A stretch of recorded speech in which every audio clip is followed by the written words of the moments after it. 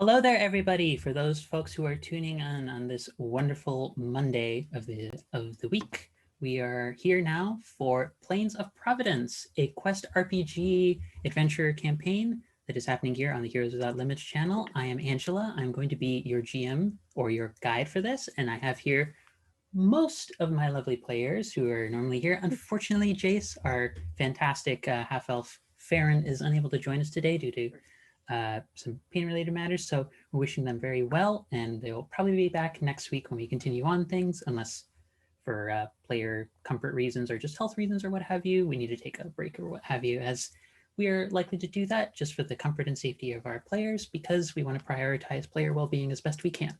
So, but that out of the way, you join us as we come back into the world of Agni, which is a homebrew world and setting of my own creation that I'm having folks go through in a different time area than I normally have it run in.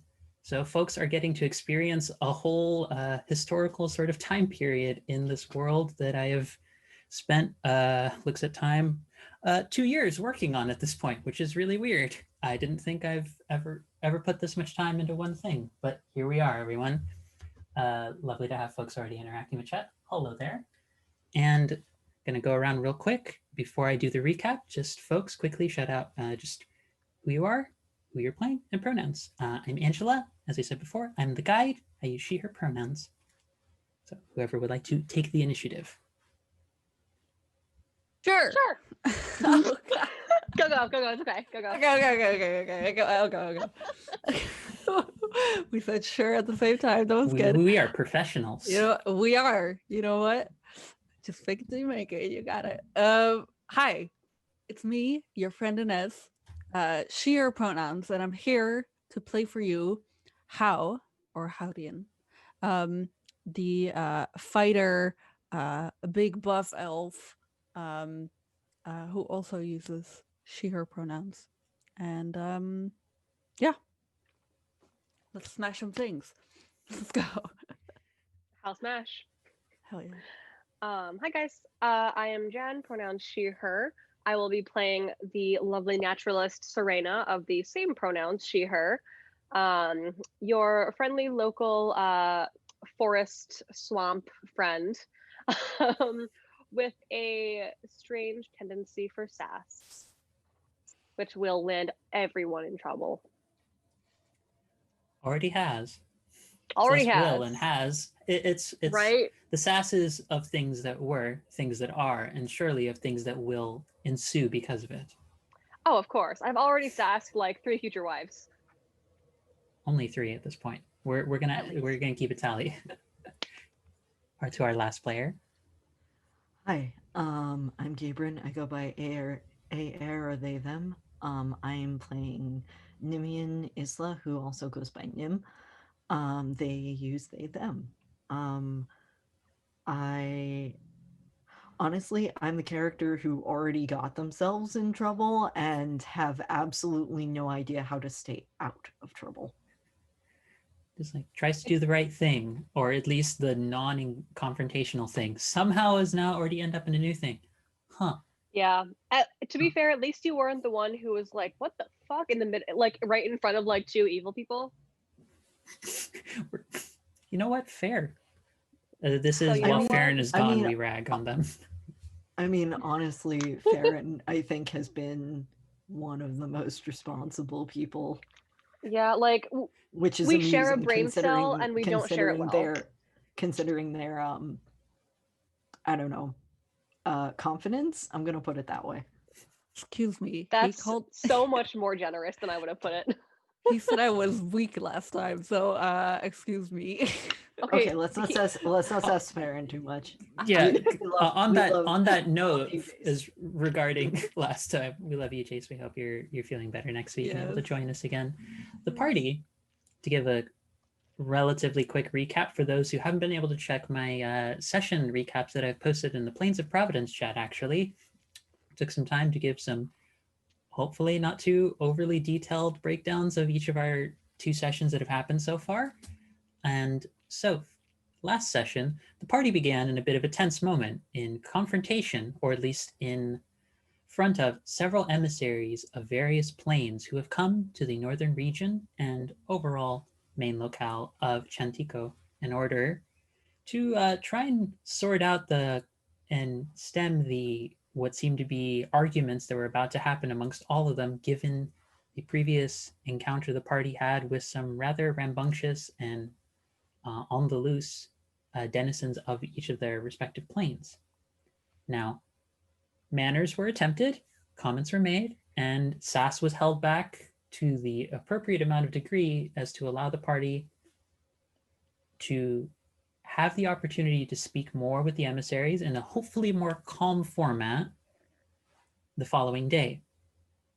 The party, being advised by a local, essentially master of ceremonies and kind of impromptu festival caretaker of Gilmore, offered the group the chance to just take a break away from this and find a spot in order to essentially have an inn and a little bit of base of operations to work from, finding themselves in the Hearthkeeper's Haven, run by the most sweet and adorable, if a little bit grandmotherly overbearing, Alphenia the gnome, who proceeded to, of course, win over everyone's hearts, because apparently this is what happens when I make NPCs.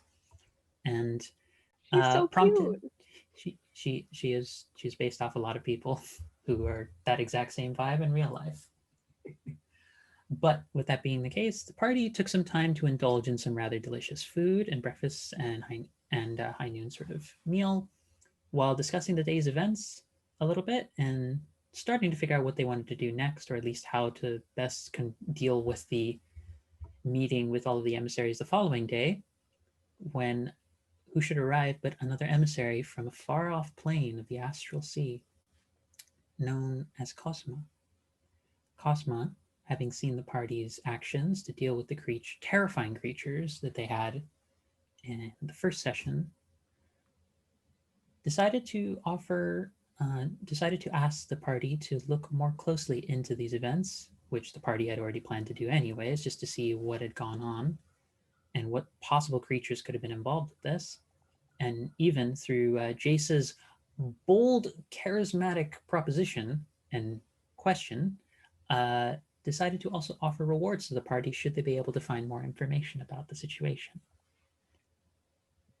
Choosing to take up, to agree to this proposition, the party, Cosma, essentially enlisted the services of the party, and the party began to investigate later on in the evening the square in which this earlier confrontation had gone down. When that happened, the party, through some successful checks and some not so convincing minor theft of personal items, sorry, Nim, they found themselves actually discovering possible people behind this event. A pair of cloaked, tar-like humanoids who seem to have gained the support of alien-like creatures who I think I best described as xenomorphs, but with more scythe-like appendages and legs. And some rather unsettling warnings of telepathy, warning of potential chaos and discord being sown, not just here in Chantico and in the festival grounds, but also in the primeval garden and in the mountain range known as a warrior's downfall. The party, as of yet, does not know what to do with this, but despite being spotted, managed to successfully heed this warning and pull back and not engage with the group as of yet, and is now decided to rest, process, and having spoken with an additional emissary of Isla, emissary to the all-consuming void, decided to rest and go speak with a local historian to see if more information can be found regarding what exactly they are dealing with. The old guy, I forgot about him. So, with that being the case, we pick up pretty much with the party about to turn in for the night.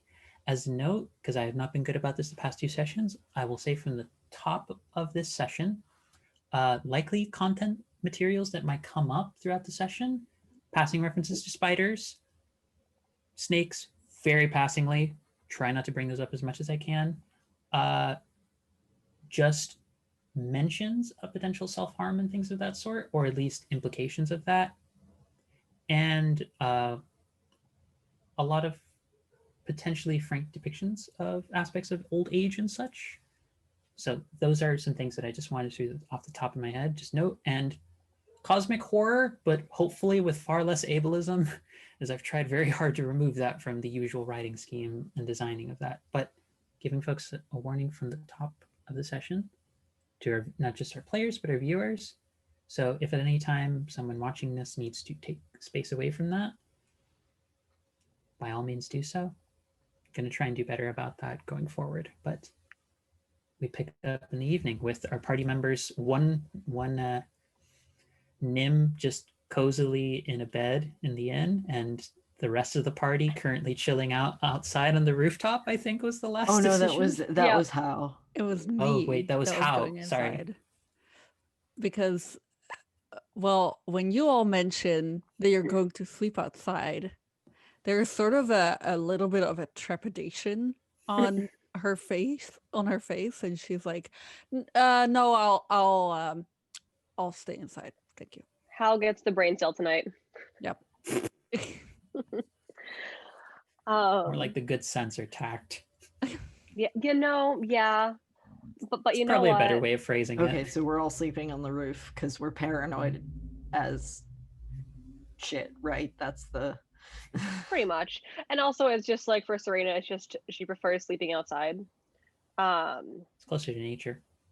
Closer to nature, closer to the sky. You know, every now and then there'll be a few mosquito bites, but she'll just be like, "Hey, can you please not?" And I'm like, "Okay."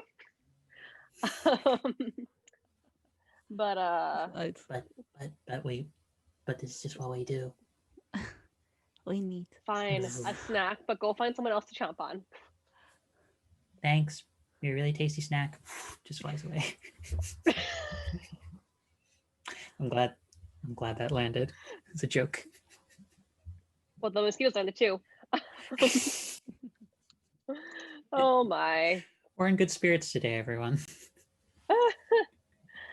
Does anything happen overnight aside from Farron recovering from one hell of a what was it called, spider bite? Oh yes. Food. Yeah. Before I forget that, there was the unfortunate culinary incident in which Hal, having rolled a failure, dealt with some immediate indigestion and stomach issues that resulted from heart problems would be much more severe. Apologies. Stomach-related issues and discomfort from a local delicacy that the party, for the most part, managed to eat, except for Hao and Farron seemed to take it quite well until an hour or so later. Started talking to a planar emissary. Essentially, until a planar emissary conversation had to happen, which was a more appropriate time to put that. GM tip number 1: move hilarity slightly over a beat or two, better effect. Amusement, but a bit to the left. Just scooch it over. Yep, right. Just, yeah. Right. A little further. There we go. It's okay. So we're all on the rooftop, right? Yeah, Not me. you're all. Yeah. Well, except for Hao. Everyone else is on the rooftop. 3 of us. Yeah. 3 of you are on the rooftop. Hao is chilling in bed. Hao is inside being sensible. Yeah, so like when you all go outside, she like goes to her room and she closes the door, and she well, before she goes, actually, she goes to the lady, Alphenia. Yes, Alphenia. And she asks for a candle and one of those little like candle holders, which you can like get walk the halls with, Yes, it's like the walking woman ghost candelabra thing. Yes, that one. So you're looking for the Christmas Carol Jacob Marley candle holder there effect. it is. Very much. This is very much so reminding me of how do I put it? This is definitely Studio Ghibli. You're sort of reminding me of Sophie with the little. Oh, you're right. You're right. It's how Rian just became Sophie for a moment. I love. Yep. So it's Sophie except in armor, which would be really 20-year-old old lady. Right. 20-year-old old. So yeah. So she lights the candle when she's downstairs, and then she goes up to her room and she turns off all the light, but she doesn't blow out the candle. So you might maybe on the roof, like maybe you're like sleeping above her window or something, and you can still see like light coming from Oh, in there. that's really Oh. cute. Yeah. I might just send like a vine down to like tap you on the shoulder and be like, hey. Hey, bud. She kind of See. she's like in bed and she kind of jumps at that at first and then Oh yeah, she's like, I can totally do that with command nature. It even costs 0 points. oh my god, nice. So I'm just gonna be Wow. like, we're gonna assume that I rhyme this because I am too sleepy to rhyme today. But It's perfectly okay. I'm just gonna be like, just go tap her on the shoulder and just give her a little wave for me. Uh-huh. Yeah, that freaks her the hell out. And then she waves and then she tries to go to sleep. Yeah, it is very startling because it's like the vines here. They're not the same sort of coloration that Serena would normally be used to. They take on the like outer layer of it takes on almost like a fine gold dust kind of coloration as it goes down, and it's like if someone it's so fluid that it almost looks like gold became like a vine that was very so smooth in its movement. It's almost like someone was water bending, but like molten gold water bending. Just how fluidly the vines move down. Oh my Oh, god. I may have to weave some of that into my hair. Oh. Note to I think self: I'm gonna must do style, must style. I have all night. aesthetic. Look, that is how I build all of my characters, whether or not they're actually buildable or whether they're just a list of things on a piece of paper. That's how I build it. That's- Aesthetic. Correct.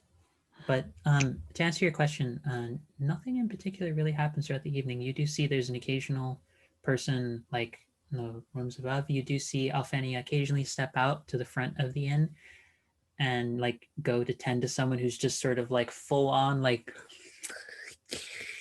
drooling on the street. She just sort of like passed out. She's like, dear, come inside, get an actual bed. He's like, no, That's very it's sweet. fine. I'm not sober. Mm. I'm good. It's like, dear, I will gut check you if you do not. Just come with me. Please. She like Queen.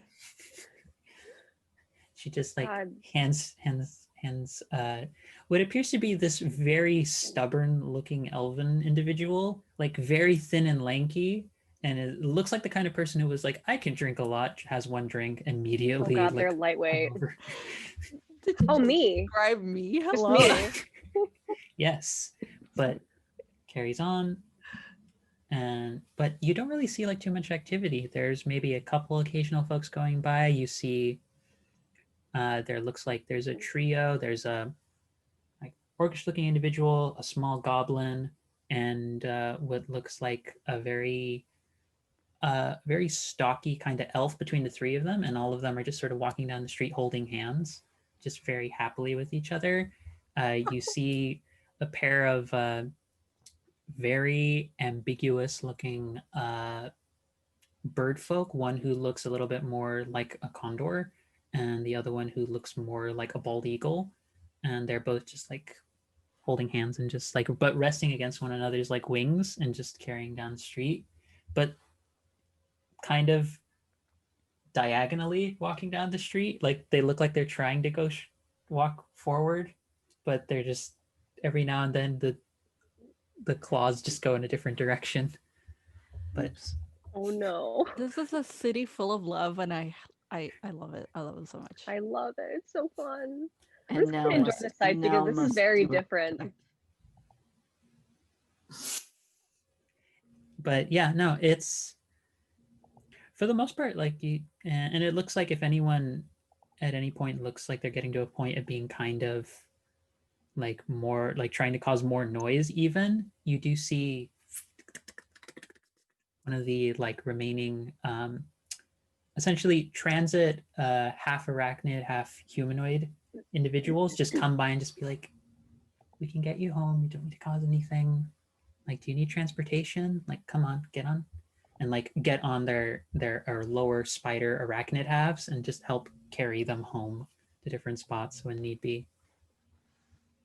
Like, I feel like but you're this- gonna single-handedly cure my fear of spiders today. It's very cute.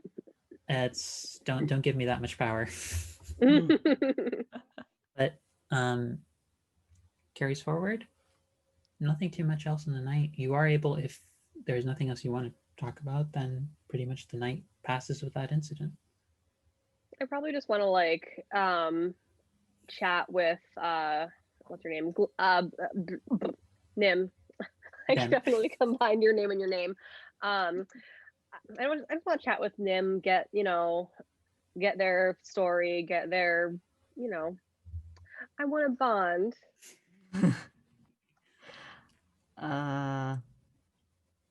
That depends on what you ask them, honestly. Probably just basic things like, where are you from? What are your favorite things? How do you feel about animals? Have you ever wanted to burn down a rainforest? No. Gods, no. Cool. What? How do you feel about animals? I mean, they're mostly okay. I haven't. They exist. I don't know what you want me to say. That's fair. It's where I come That's a very from. broad. they're That's a very quite- broad question. I suppose that's fair. Are there any animals that you overtly hate, so I know not to like hit people with them? Um, I have this thing where I turn into things like Pegasi, so I just want to make sure that you weren't I terrified mean of that Pegasi. was really helpful. Yeah, I mean, I accidentally hit Gilmore in the face, but I And was I'm very bad. I'm very glad that you didn't hit me in the face, but I mean it worked. I I mean I'm not a huge fan of centipedes, but Neither am I. I don't think I'm going to be doing centipedes. I also don't think I can, seeing as I think my size limit is pretty much about as big as a mouse and bigger than that. I could be a giant centipede now. please don't. Nope, not gonna. Nope, Please I'm don't. good. Jen actually saw one this morning and it sucked. Tell me about yourself. I want to know more about you. If we're going to be in this together. I mean I'm from a different city.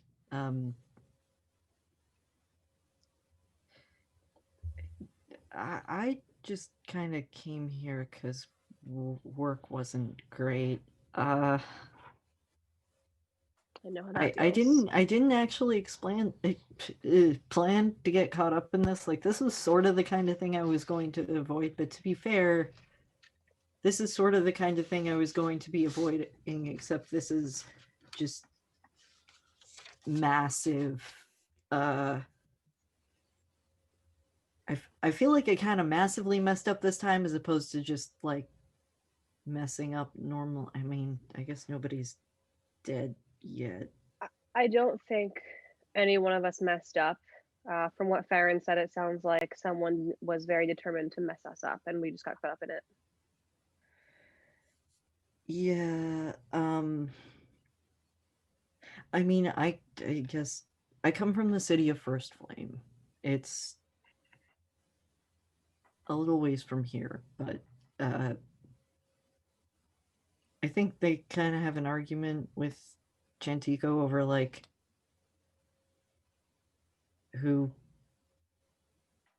I don't know. I don't know the exact Political squabbles. story behind it. Yeah, they're a city that has extremely good universities and extremely good assets.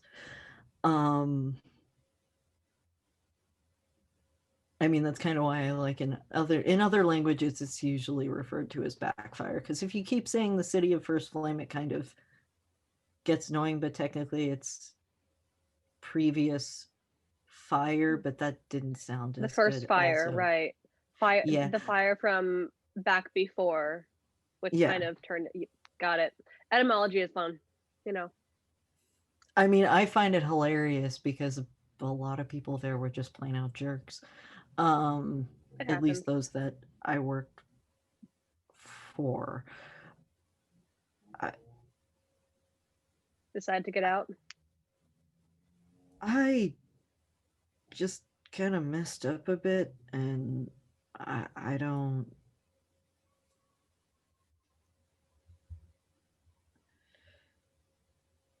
Yeah.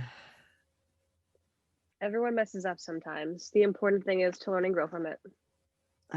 No, I mean, I messed up and I got some people killed. Not everyone messes up like that, but the important thing is to learn and grow from it. I mean, no, that's pretty bad, I think. It's pretty bad, but don't forget today you saved lives today. Yeah, I'm just worried about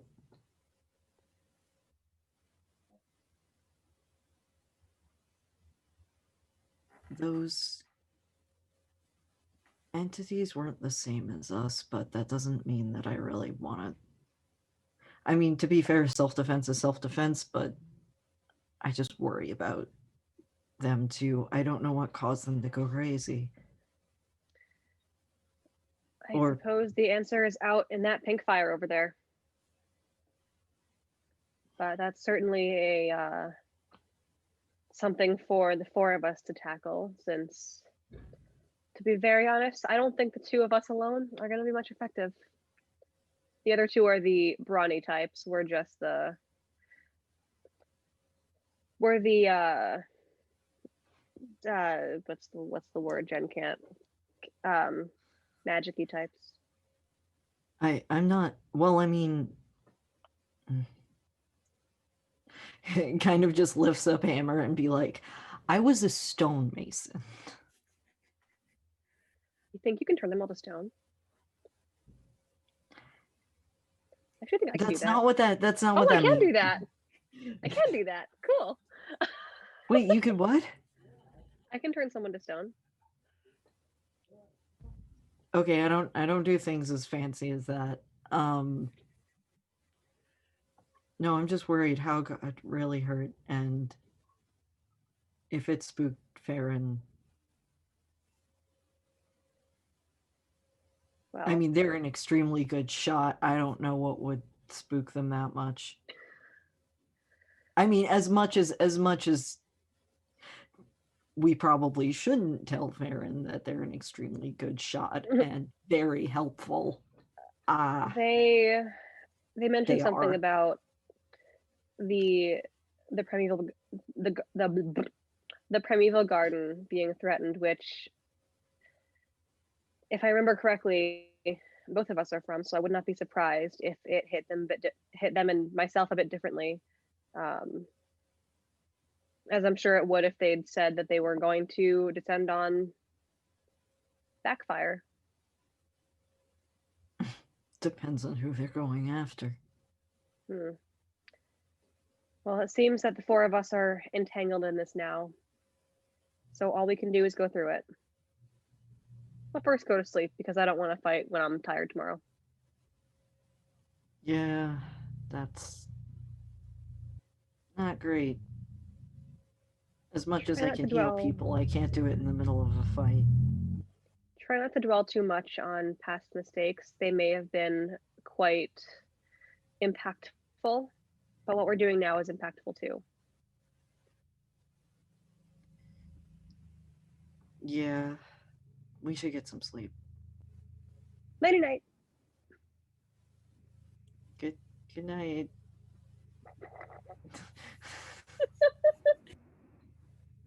Nim's mood is always, I'm confused and no one's making this easier on me. Or Nim's, clearer to Nim's, me. Nim's mood is I don't know how not to be awkward. Mood. Fair.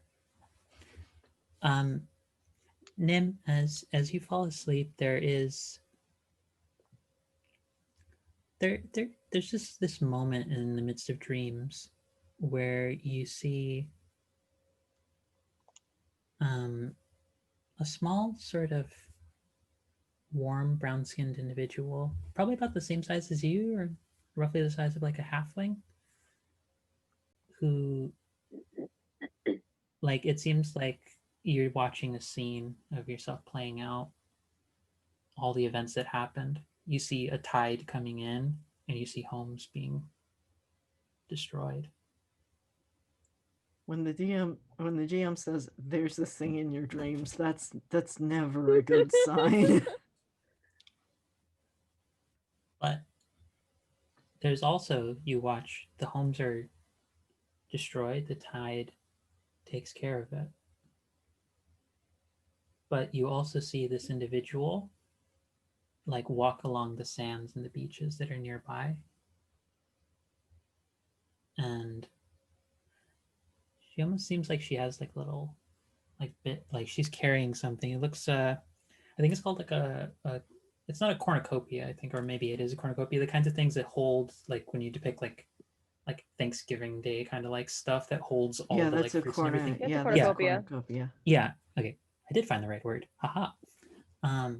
But it looks as though they're passing along like fruit and like it's like these very crisp sort of apples. There's pears. There's these grapes to various individuals who you see seem to have actually swum out from the remains of the homes. And you see that there are also people there who've come by from a bit distance away and have already like started to pull out things from the homes, and folks who made it out of there. It looks as though they're being taken care of. It looks as though people are coming to try and help. Oh, feels. And you hear this very sweet, very comforting voice just saying, "This is not all that you are, nor is the mistake all that you will ever be."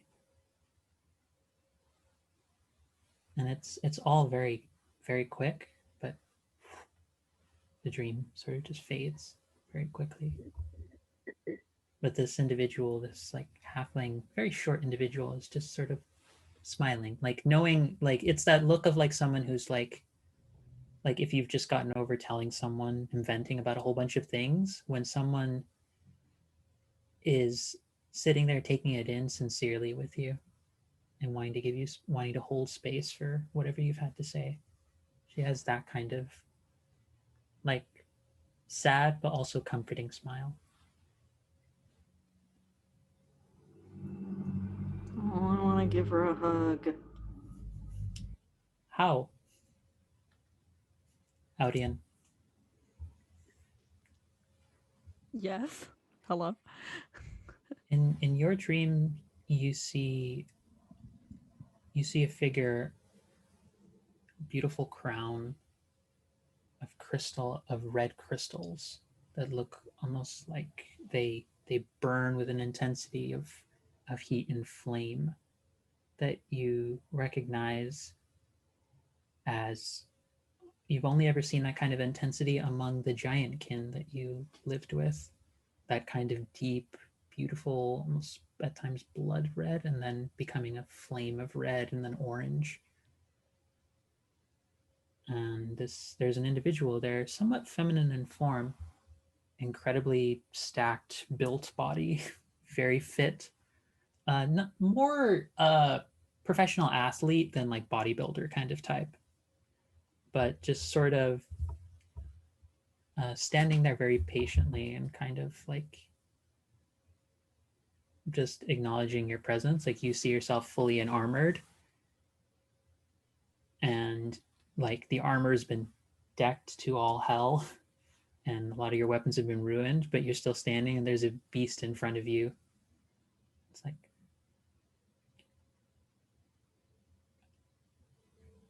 what do you hope to accomplish?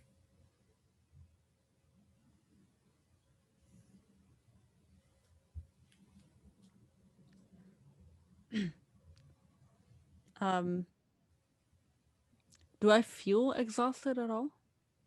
You feel very tired. Like you're, put it this way, you would be mechanically, for the sake of the narrative, at the same point you were at the end of that fight. Like the bites that you took and the damage that you took, it brings you back to those previous moments that you've had similar, though that encounter that you had before. And so I lean heavily on my sword, and I look up at this beast, and then I look towards this person, and I say, to conquer. What do you hope to conquer?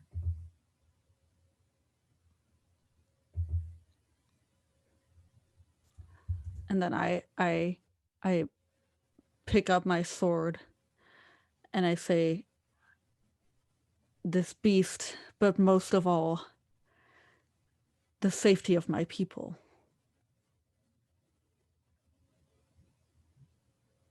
Is this something that you must do alone?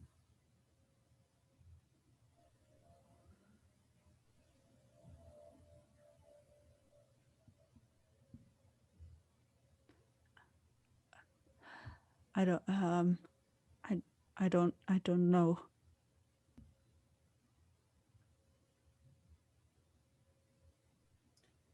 Do you want to do this alone, or do you feel as though you must?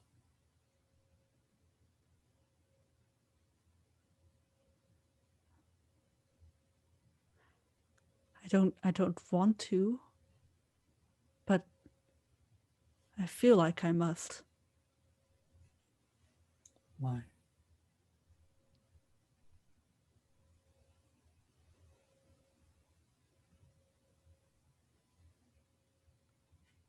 I don't know.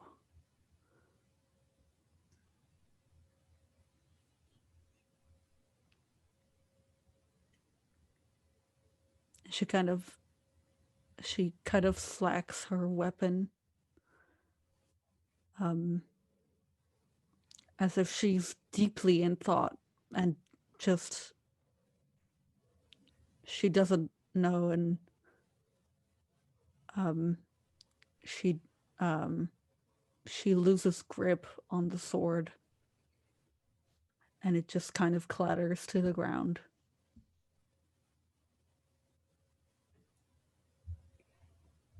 There is a moment where the figure, you look up and the figure looks deeply curious, and then you look back at the sword that feels like it's an immeasurable distance away from you. But then you look back and you see a familiar face. It looks much taller now, a giant of a woman, flaming red hair, as though licks of embers from a blacksmith's forge has just sort of come out, become sentient, and veiled itself like long, lustrous curls all around her face. And then you see the hairstyle sort of change so that it's all been sort of more smoothed out and pulled back. And you see this like massive hammer on their side, as well as a shield. And you see the individual bend down, and the visage is familiar. It is the face of a friend. Her name is Jimena. Haurian. You've never given up. And you've also are so damn stubborn. Pick up the sword.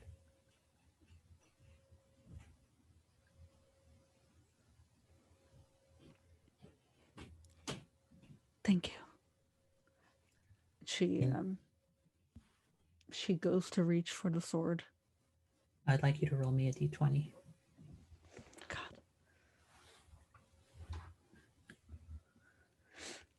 Okay. 16. The sword, you reach out and it feels impossible to try and take hold of it. But you reach out and you see that there is a hand there guiding you. And the sword suddenly is but mere inches away from you. And you're able to take hold of it. It's heavy. It's far too heavy to hold for very long. And eventually your strength gives out. But you see the visage of the giant friend of Jimena just sort of fade away. And you see the other visage, the feminine form. But it's strange. You swear you've seen something about this visage looks familiar. You've never seen this person.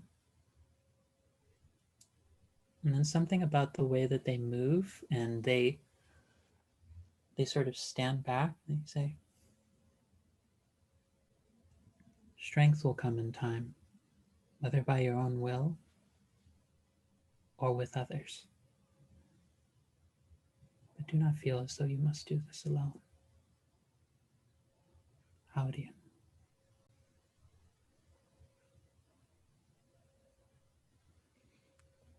I sort of just bow my head. And then say thank you. And then I look up with just flames just like burning in her eyes. And I go like to face the beast.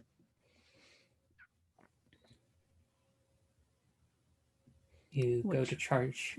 You go to charge at the beast. Yes. And you do not see a conclusion to what happens. The last thing you see as you turn around, you see a figure with what looks to be a snake curled around one of the arms, and a condor just sitting perched on the other shoulder. And then the dream ends. It is the next morning. Wow.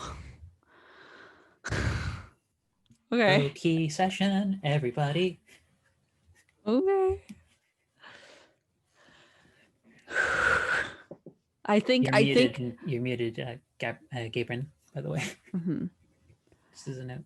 I think How just wakes up in a cold sweat. She is just, and she didn't get much sleep, I think. You just see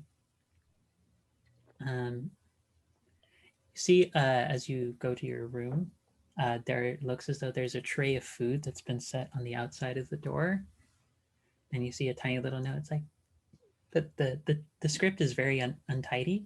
Looks like it was written very quickly, but you just see, seemed like having fitful sleep. Thought I'd leave you food. Come and check in, dear, when you're ready. I pick it up. Is there like a little desk in the room or something? Like how there's a chair and there's like a small little wooden desk. It looks as though there are a few different books in there that, should you take the time to open any of them, the verses within it shift to whatever language you would prefer them to be. And you see that there are various, it's almost like as you draw your line across it along the spine of the book, like if you press your thumb against one section of it, it changes and you see script to the loving guardian, and then the next one you see the weaver, and then the next one you see other deities. It looks as though the inn tries to provide for those of various faiths and such. That's amazing. Because I was gonna like take the food inside. Is there like, what does this breakfast consist of? This one is much more simple. It looks as though there's sliced bits of mango, that there's a tiny little bowl with a shaker inside of it that, should you desire, it looks as though there's little bits of spicy bits, like a spicy powder to add to it. There is a little mug that has freshly squeezed mango juice as well. But there's straw that's coated. There's almost like this little like candied straw coated with some sort of like deep red. This is not the most appealing description, but it's the best color I can give. Hot Cheetos, like vibrant red kind of color Amazing. as the coating on the outside, because that's how I remember it. It's delicious. there's What are you talking about? Yeah. And that there's sounds bits, great. there's freshly, what smells like very freshly baked bread, like kind of a nice sourdough with little bits of melted butter. And it looks as though there's 1 or 2 little containers that have jam and a jelly as well. Awesome. So I do put a bit of the spice on the mango, and I set it down on the desk and I eat a little of that. And then I do take out the prayer book for Abira. And I do Howdian reads everything in Elvish. And so that does change, and she's like, okay, cool, I guess.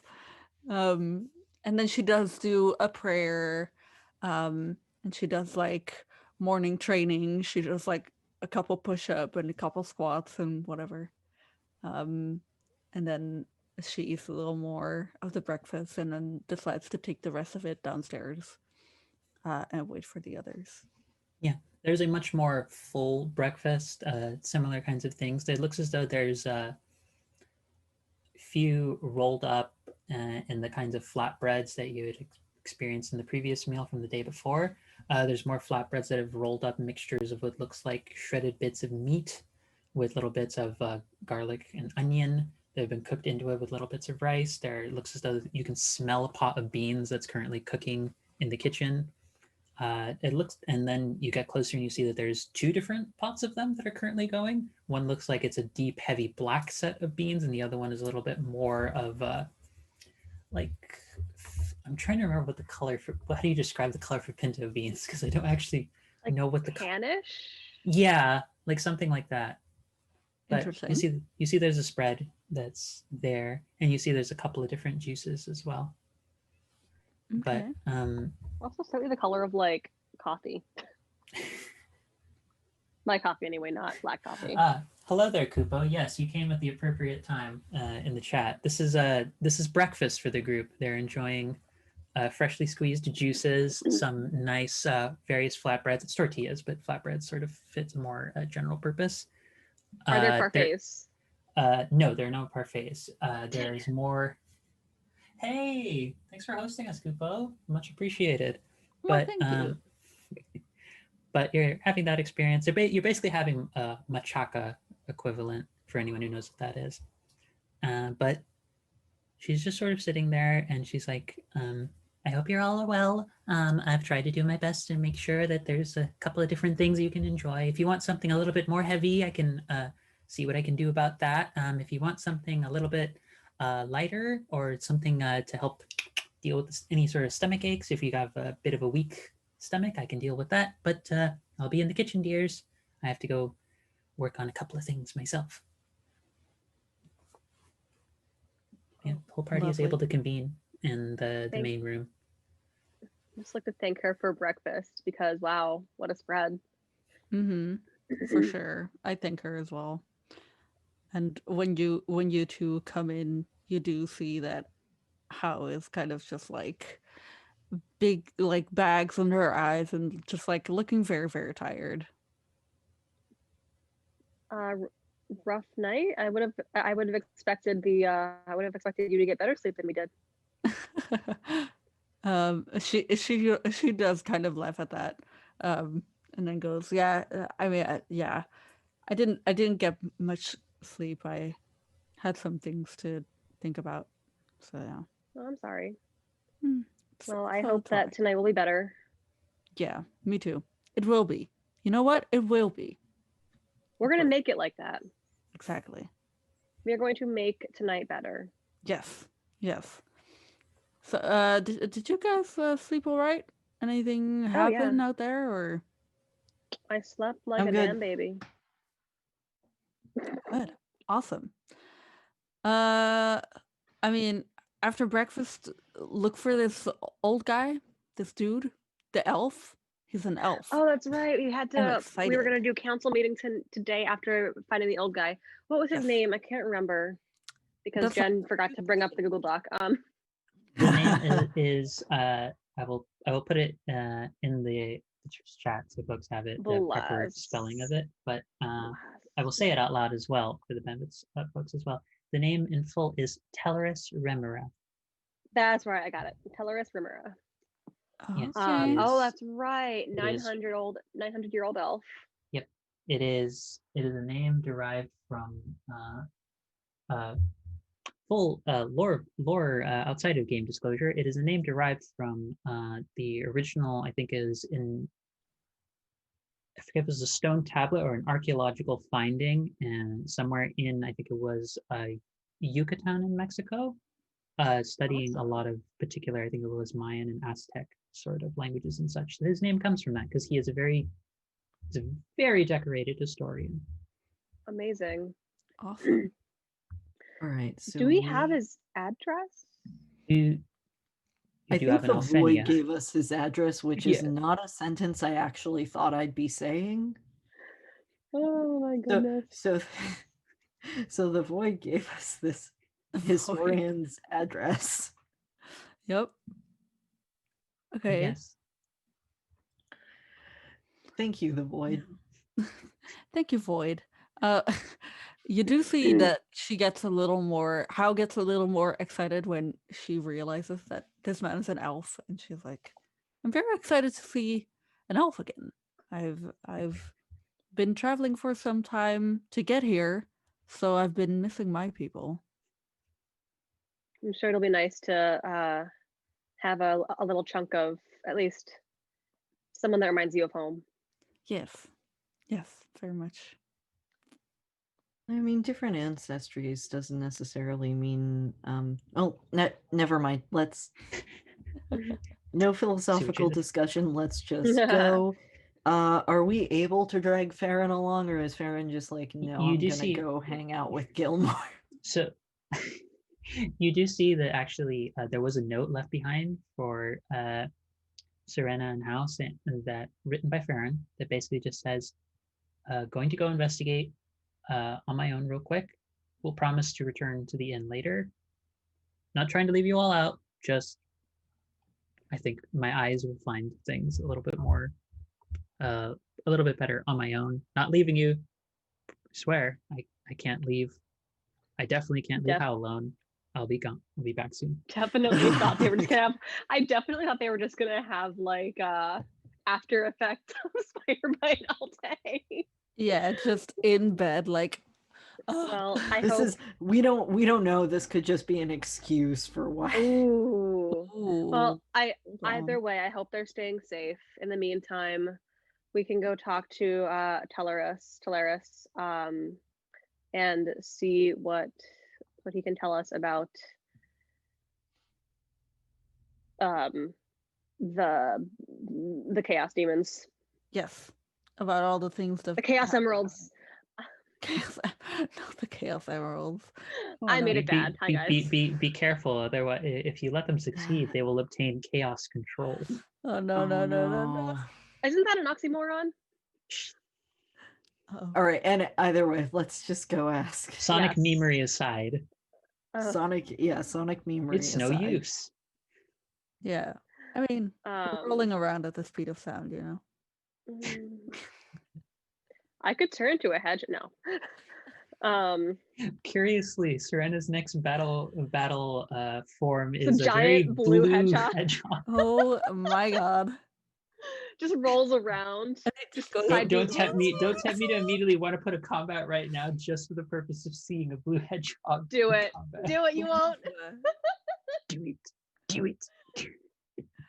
Anyways, we're going to someone find in the chat was going to say it. Someone in chat has uttered the 3 words, the holy words of the hedgehog. But anyways, oh no. If the group would like to, if there's nothing else the group wants to talk about, you can proceed over to the Must address. proceed hastily.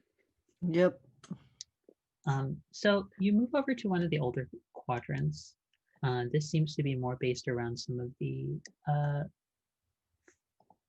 the small folk, but it also seems to be where certain individuals. There's certain elven populations here, but folks who might have taken more to the interesting thing about a lot of different elves and the way that I've devised them in this world is that different elves take, whether through godly influence, cultural impact from where they've lived, or just the natural elements of magic nearby, they take on actually certain kinds of bestial, floral, or fungal characteristics depending on where they live. And you see that there are a lot of folks here who seem to have much more of a spider and floral, fungal sort of influence to how they work. So, for example, you might see casual like elves who are the typical sort of like pointy-eared kind of thing, but also have an additional set of eyes like the spider. That's so so cool. That sounds really cool. Or their That's so hair, or their hair takes on much more of a, even when they're being long, it's long and braided. The threading that's used, the actual materials to actually wrap around the hair to keep it fastened, look more like spider web. That's so Ooh. awesome. But you go by this community and you see that there's this rather large,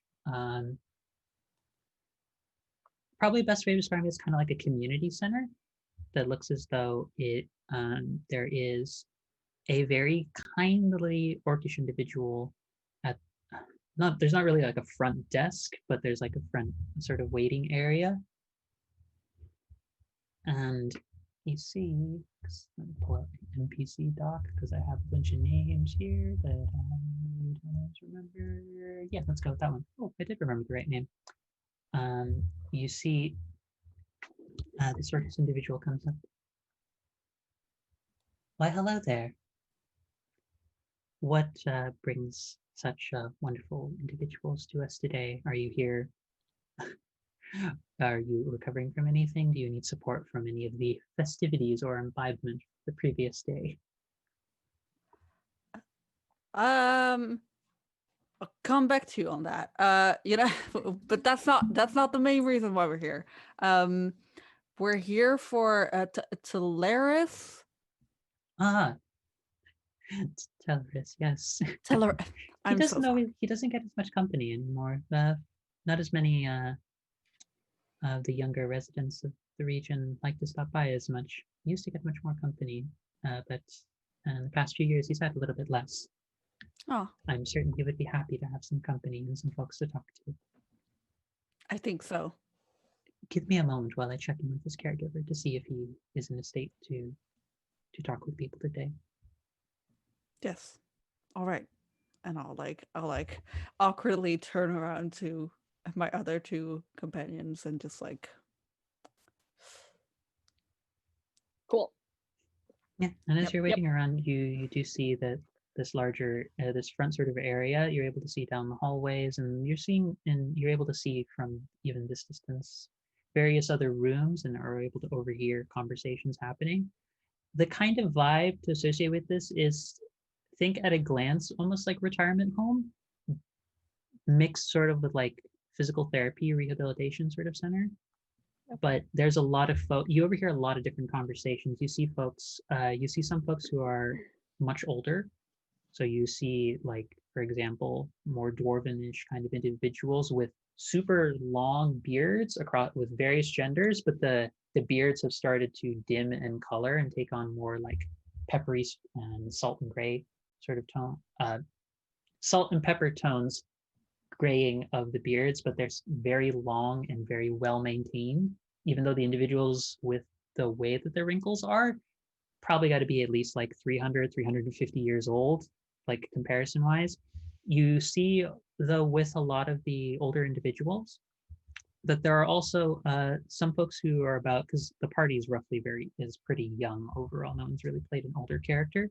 You do see that there are a lot of younger individuals who are talking with a lot of them. You overhear bits of conversation where you see this very shy and kind of awkward looking small dragonkin just talking to this taller, dragonkin individual. He's like, did it?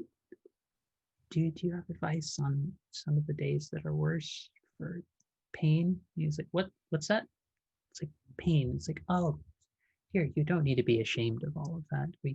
The pain sometimes gets worse in our family. Some days are worse than others, and sometimes you need to take some time to just rest. It's like, but I'm not. I'm too young to be dealing with this deer. It's just something you deal with. It's part of your life.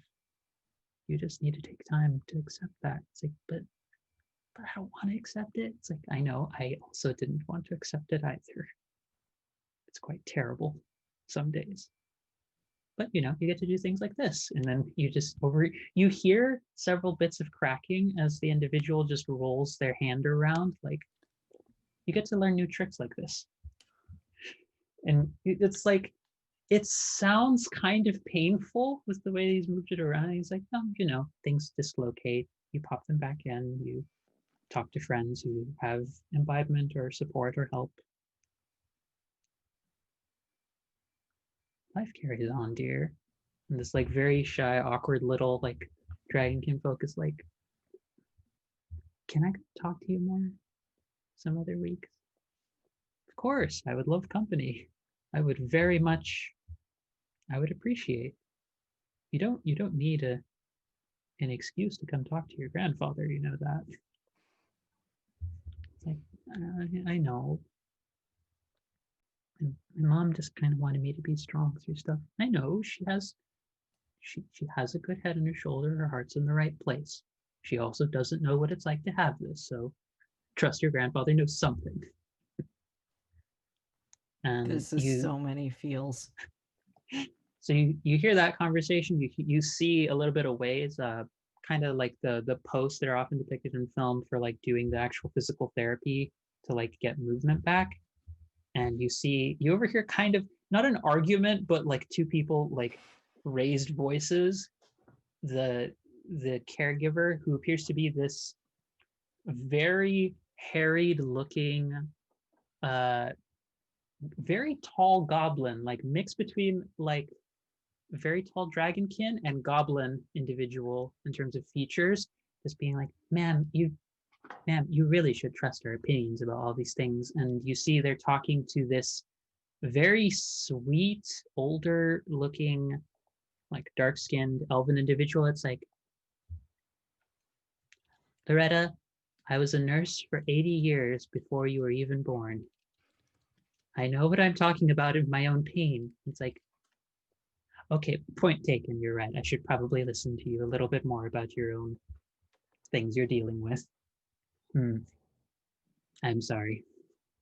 It's like, it's fine. Ow, ow, ow. It's like, take a break. You don't need to I know you're strong.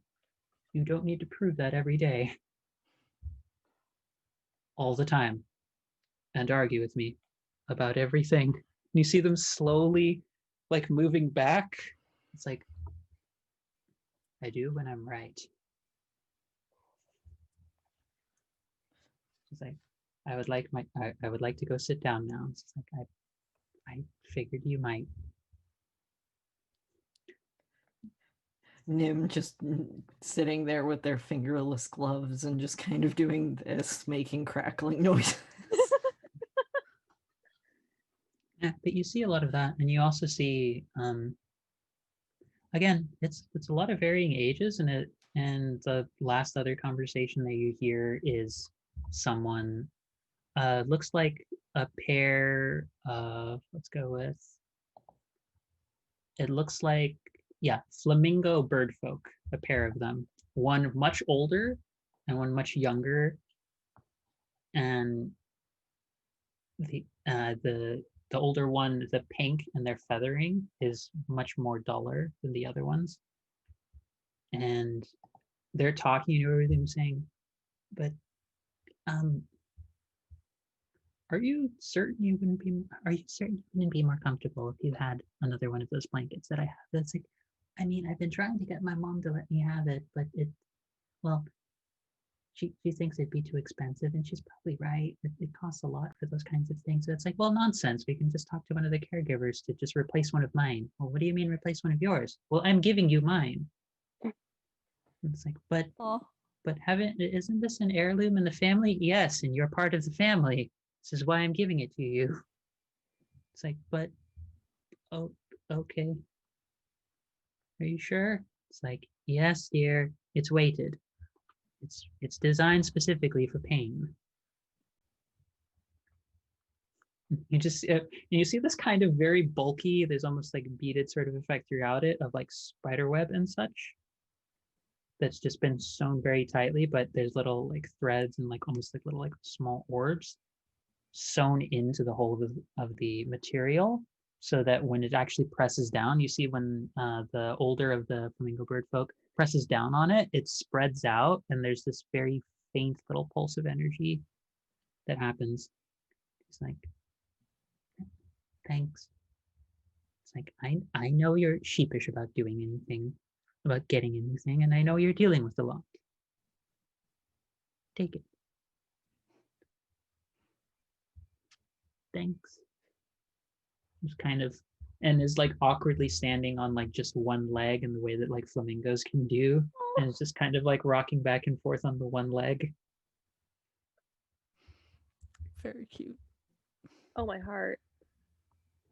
But you see all of that happen, and the orcish individual who gave the name Gloria, Tellerus is available, and he does seem to have some energy to speak today. His caregiver will be along in just a moment. Amazing. Thank you so much. Of course.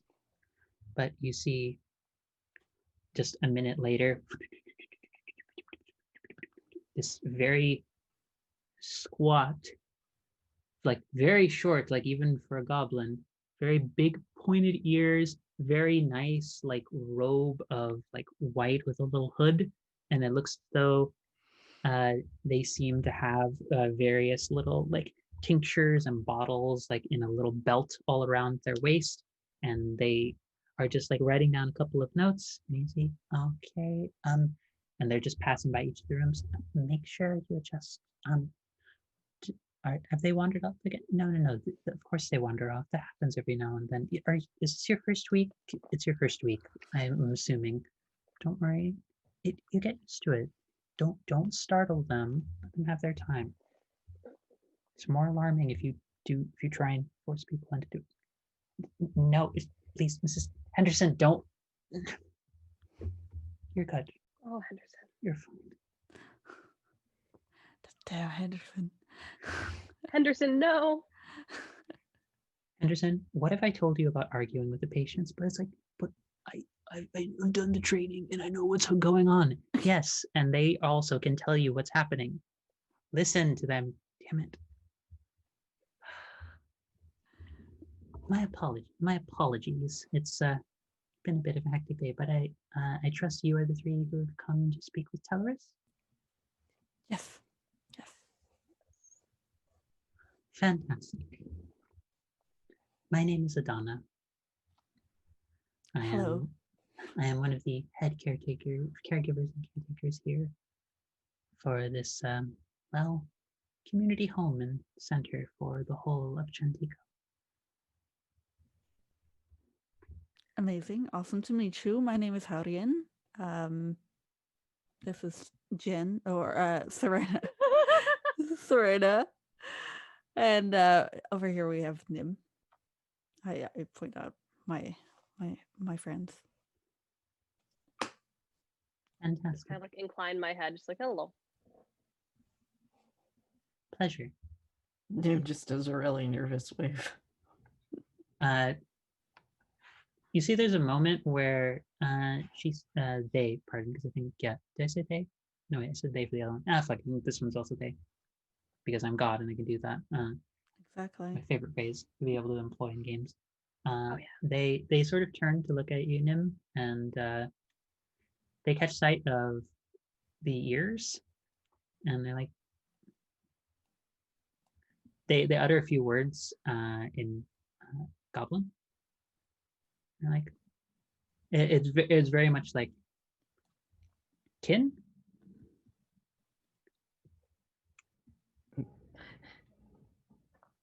Nim is just kind of going to.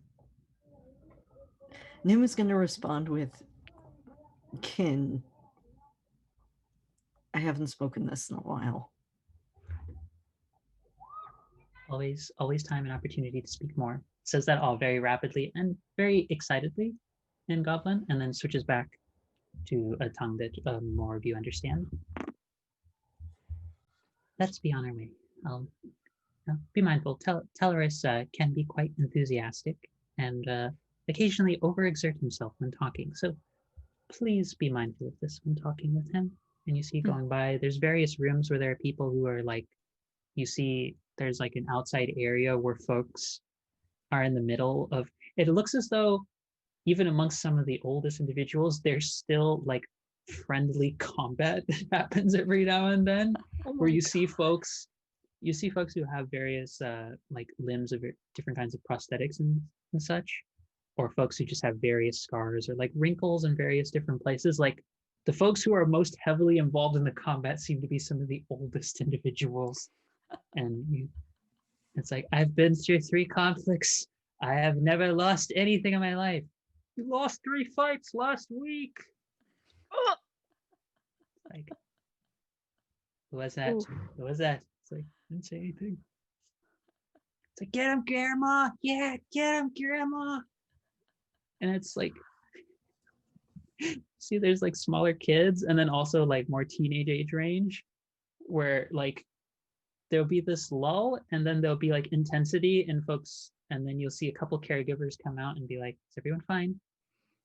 Still continue? Okay. Begin again.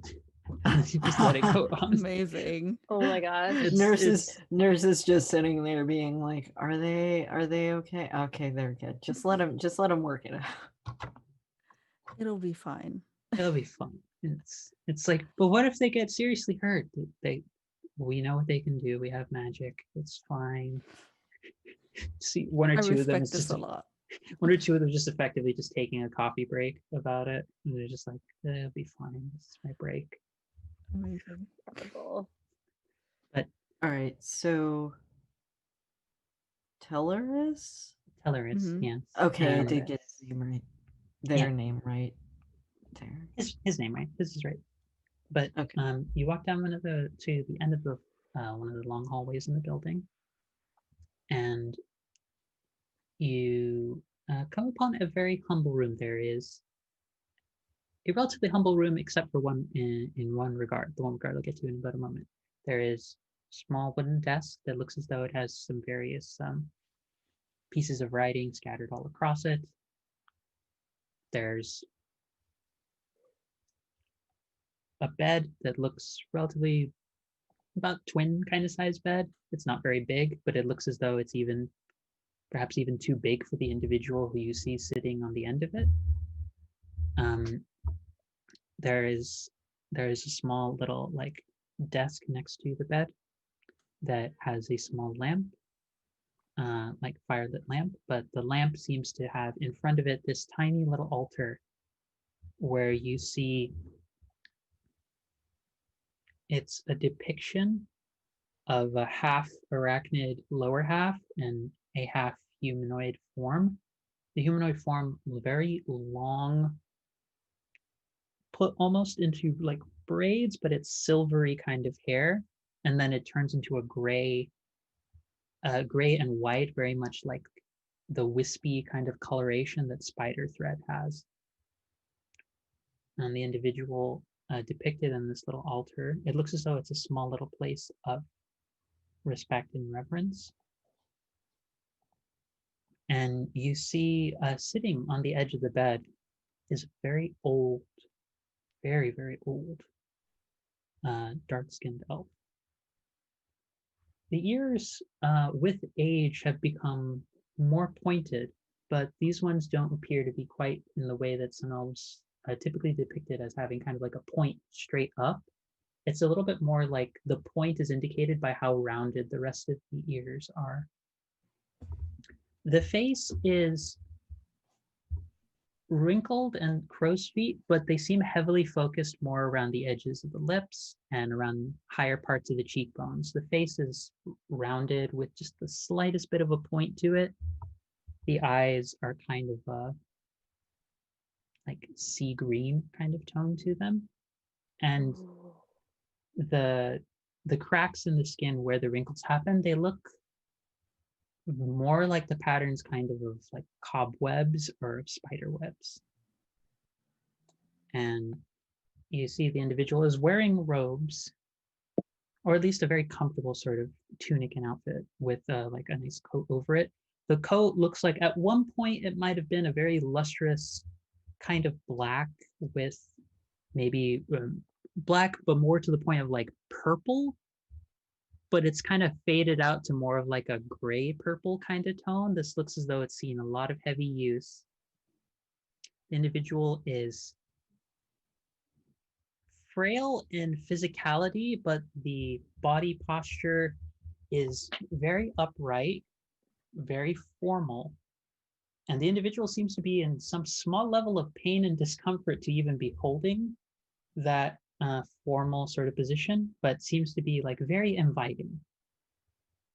And has the kind of warm expression that when folks talk about someone being kind of like charismatic and welcoming, you might have the usual like big wide open arms, like hello there kind of voice, kind of vibe that like invites like come my fellow countrymen, come here and be among my presence and let us delight in one another's company. This one is a little bit more like being in front of someone who you might have paid for a private lesson with, or you might have come to their classroom and thought, I'm nervous about my first day of school. And you saw the face of a teacher who was very welcoming. They have a very weathered kind of face that, while you can tell does not look anywhere near the high age that they have, is probably seen quite a lot. It's a face of warmth, invitation, wit, knowledge, and maybe just a little bit of pain that's just physical.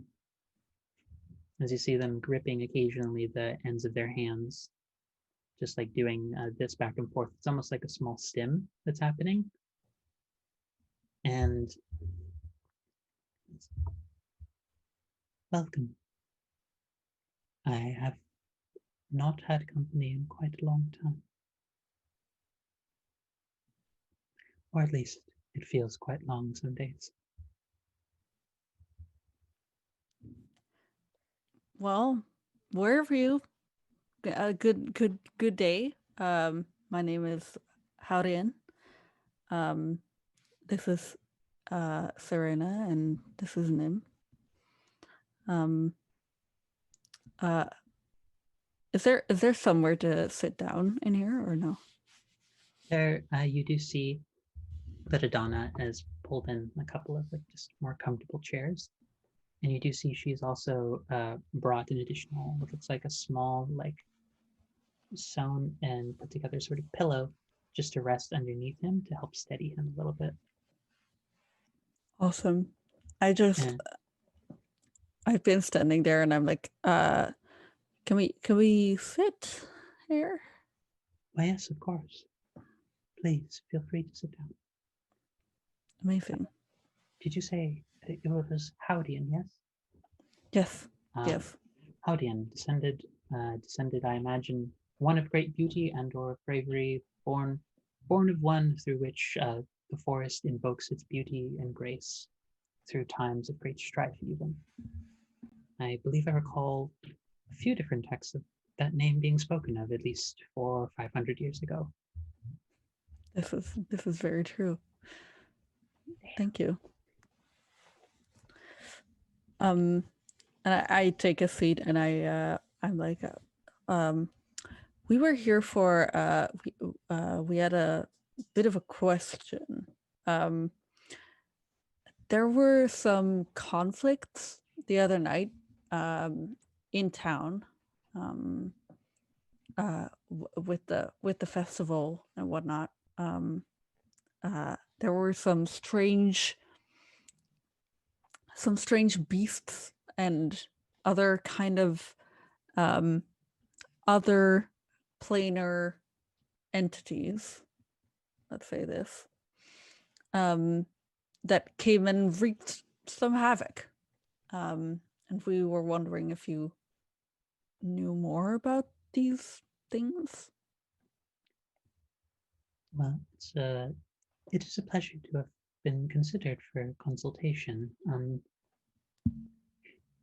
Might I ask, you aren't anyone from Backfire, City of First Flame, are you, by any chance? You aren't scholars from there, are you? Definitely not a scholar. Your hands appear quite callous, and your build suggests that someone of much more of a different skill set, if I believe would be the way of framing it. No less valuable than any of those self-purported academics who concern themselves only with their own domains of knowledge. Not from the first flame.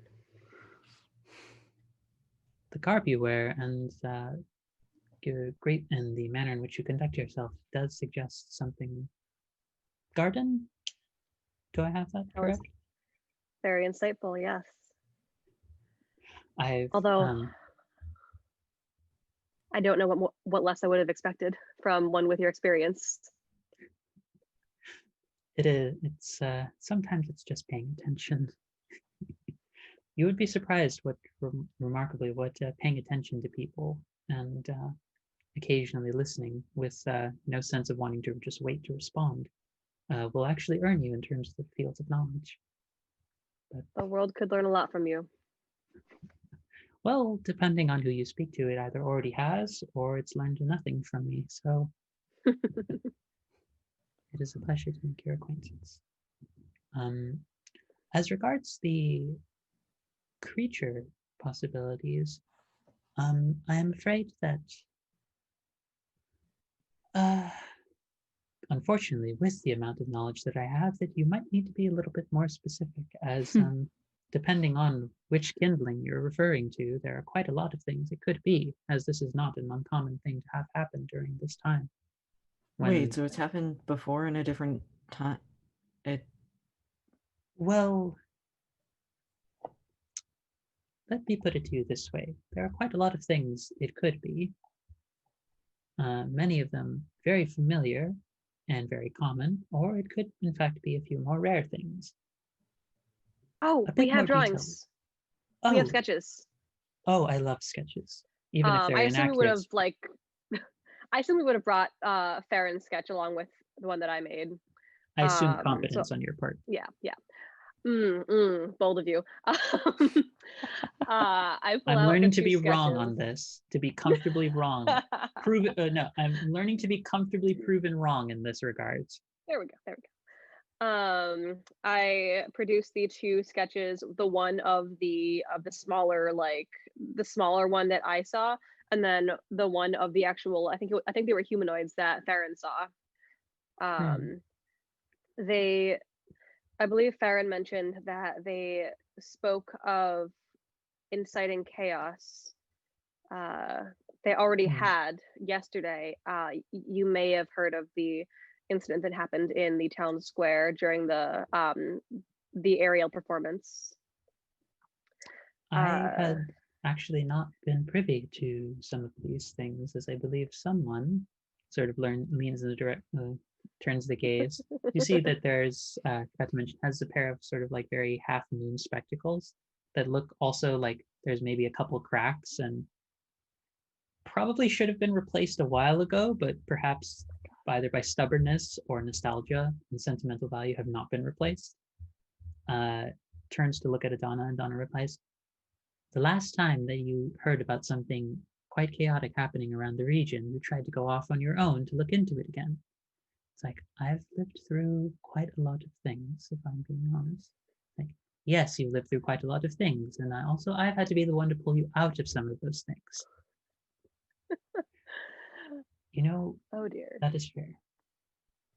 That is Fair. I have never said that I was necessarily the most cautious of people, Adana. Well, neither are Well, we. that much seems apparent. You're speaking with me. Let me take a look at But the sketches. and like while he does so, I'm just like, they mentioned something about attempting to spread their influence to the primeval garden, and also the, what was it, Dead Man's Fall, Brave Man's Fall, Oh, Warrior's Fall. Warrior's Downfall. I was there we go. The Warrior's Downfall. Just had to do the funneling down to the right word. That's what Yeah, happens. a little bit of, I got the word fall right. Mm. But it would seem that they are looking to cause chaos on a much more global scale than just a town square, just a city square. Hmm. Oh dear. They seem to be camped right outside the city. Some kind of, I saw the smaller one of those sketches went skittering off outside the city walls, but I did see an almost pinkish flame, sort of like a campfire outside the walls. If that means anything. Pink, you say? Pink-ish.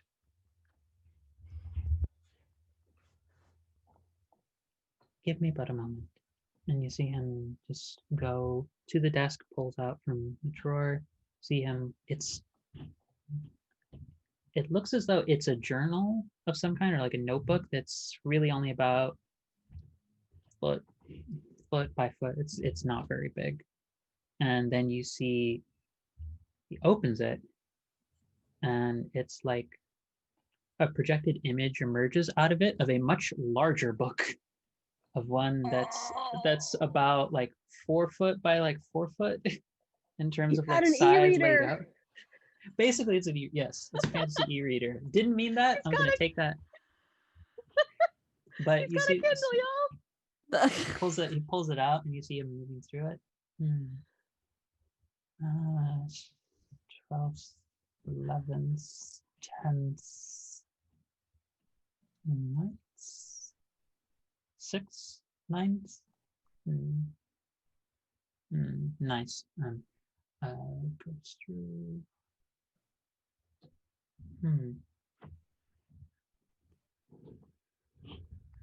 See him like furiously like, no. Yes. Political strategy, political gambit, Griffin, political gambit, Griffin, Condor. Oh, I haven't looked at that story in quite a long time. Griffin, Condor, Spider. I would be very interested to hear some of your stories. Should we survive all of this? Certainly. Well, if it's what I think it is, survival is perhaps not as guaranteed as I might hope. Let me see. Oh, Like, he says it very casually, like he's just remembering like a tidbit. Like he's just like, by the way, name drop. I feel like we just like share a look of like, wait a minute, what? mhm, Come again? for sure. Like, So I'm just like, did he just say? Yeah, he did. Okay. 6,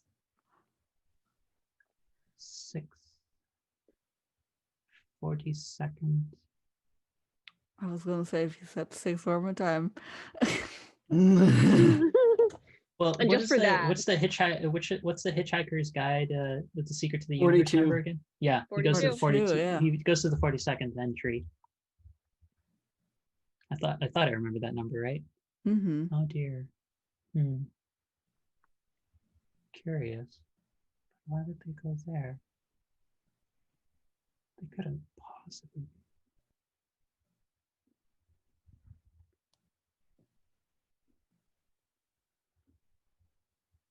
I might have a sense of what this is.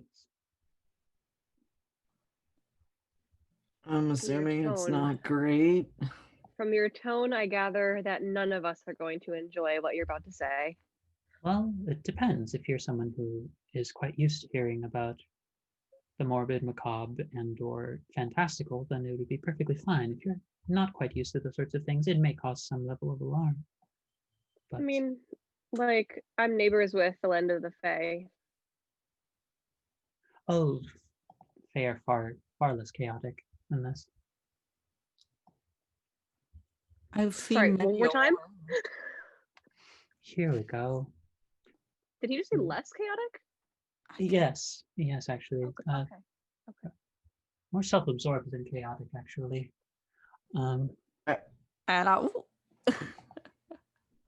Why do you think many of us elves have to deal with that? It's an assumption. oh, you're right. Get the sense he just burned like himself and everyone in the room, and He really did, yeah. hmm Ooh, self-burn. but he pulls out a pass and says, "If I have this right,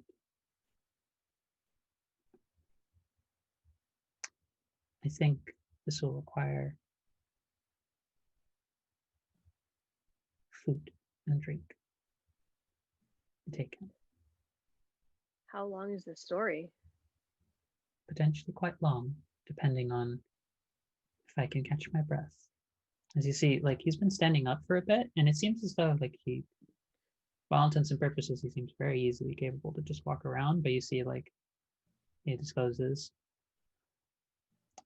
I only have movement for some bit of time. Actually, it is not always comfortable for me to be standing for much longer, and I haven't.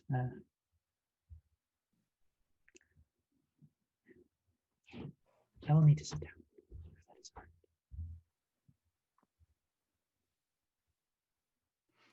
hard. Yeah, I try to I guide him over to a chair. I sit us down.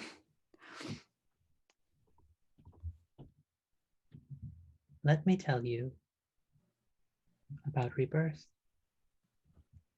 the cycles, and about the astral ravagers. Oh, that's a cool name. It's a cool name. It still sounds real bad. Oh, yeah. And that is where we will take our break. Love to ravage some astral Okay. plane. That was said with so much confidence, and then confidence dropped. But that is where That's we just were who I going. am as a person. Fair. That is where we're going to take a break for about 10 minutes. When we come back, we will get back into more of this story and more of the history the party is about to be privy to from one of the oldest historians in all of the continent. So grab your tea and blankets, y'all. Yes, We're in for I was some thinking shit. granola bar, but I'm that too. just gonna go for a granola bar and coffee. Hell Yeah, so feel free, everyone. We'll be back in just a little bit, 10 minutes, and we will see you soon, okay? Take care of yourself, stretch, take your meds, because I just did, and get water, stretch, take care of yourselves. I'll be back soon.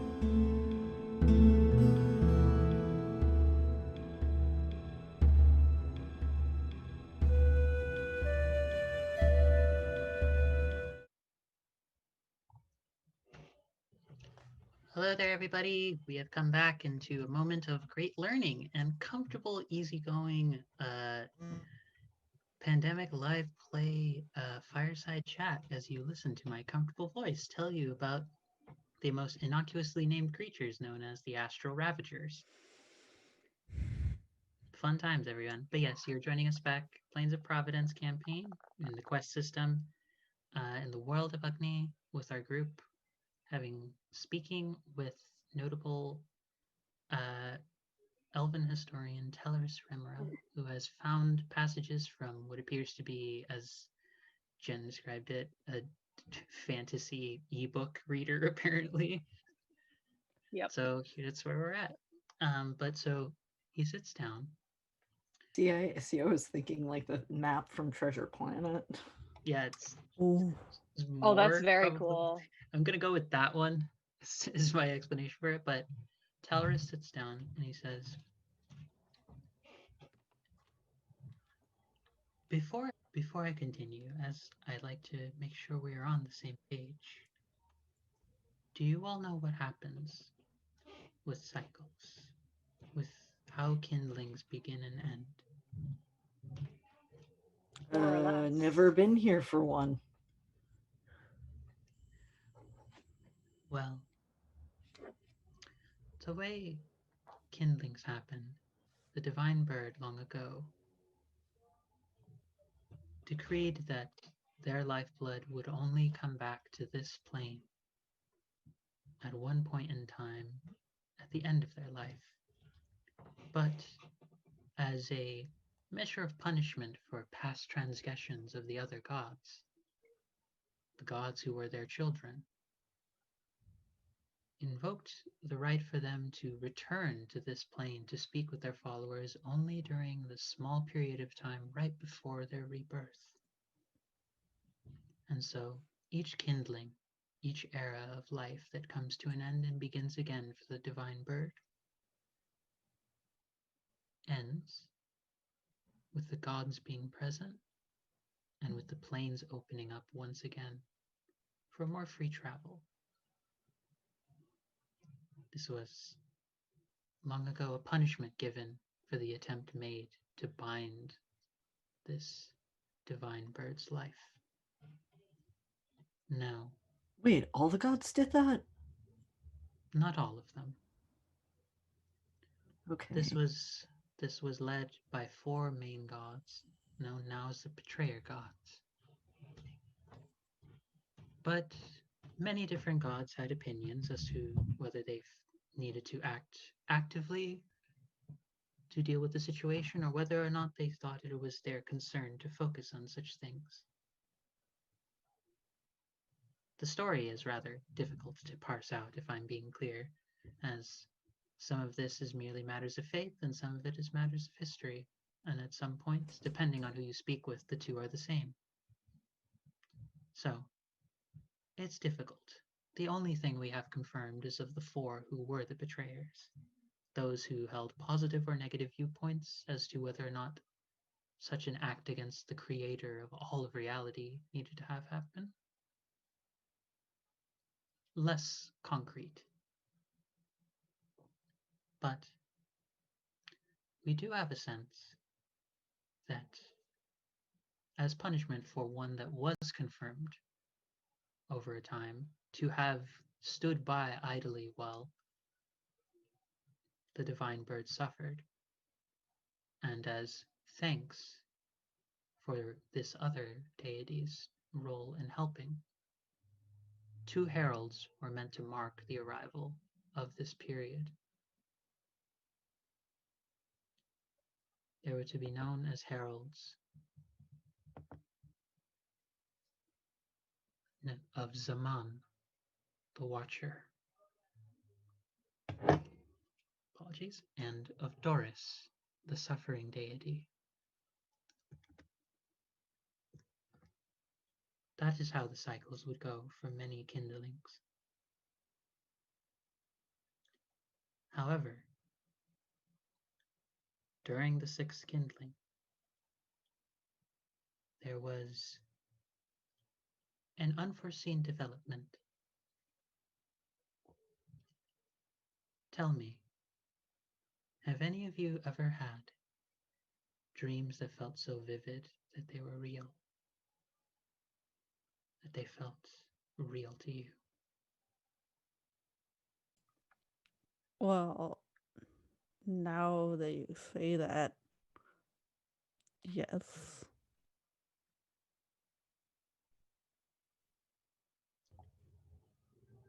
Nah, I'm fine. I have not had that experience, no, that I can remember at least. Well, I'm just doing the. too much responsibility, gonna stare away. Well, I was trying to leave this situation and then I messed up. well, tell me, if such things can feel so vivid for people, or let's just say, let's entertain the idea that such things do happen and people do feel such things so tangibly in their lives. What do you think happens when a god dreams? It becomes, it manifests into reality. Yes. And so it was during the sixth kindling that, while reports vary, there is some sense of agreement that something emerged from among the various tears in the plains. Something quite foul and born the deepest depths of the astral sea. Beings perhaps not even quite fully aware of their own existence or the nature or purpose for why they exist. And in doing so, have sought to lash out at all things towards the ordered nature and purpose of all other things. They have come to be known under many names, but astral ravagers is one of the more confirmed of such creatures. Such beings emerged near the end of the sixth kindling and sought chaos, whether by impulse or intention, it is unclear. The accounts are not very certain, and quite frankly, I was merely a child when such things happened.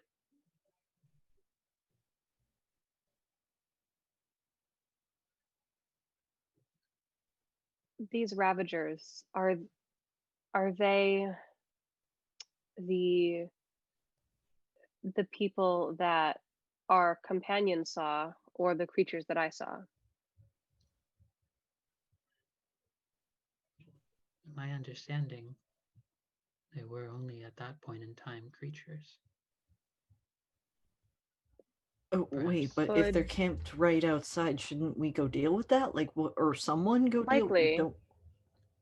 it is at time. It is perhaps something that they are banking on.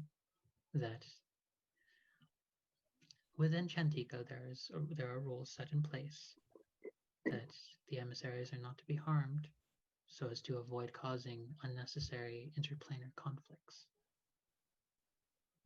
It appears as though they are making use of this as a way to hide whatever ill intent they have. So these things Oh, could be okay. different stages of development of ravagers, the creatures and the more apparently humanoid ones that our companion saw. If I had to hazard a guess, I would say that is the case. That that very may well be what you are dealing with here. And I have the sense as well that if it is not that, then there is one other possible thing it could be. And my worst case scenario for this is perhaps it is both of what I imagine it to be. The other possibility is that this is something not from within the inner confines of the plains. Something from beyond. You are, if I understand it correctly, you are of the Fae, though not directly. Yes. Somewhere in my ancestry, yes. Such realms are closer to ours. If you imagine all of reality and all of the planes as having relative distance between our central focus, the elements overlap easily. Lands of dreams can come at times. But there are those places.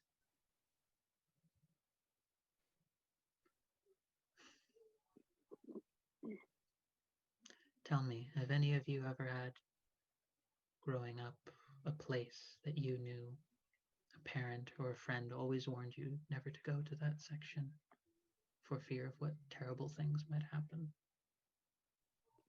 Certainly bedtime stories, at least. Meant to scare us into not sneaking out at night.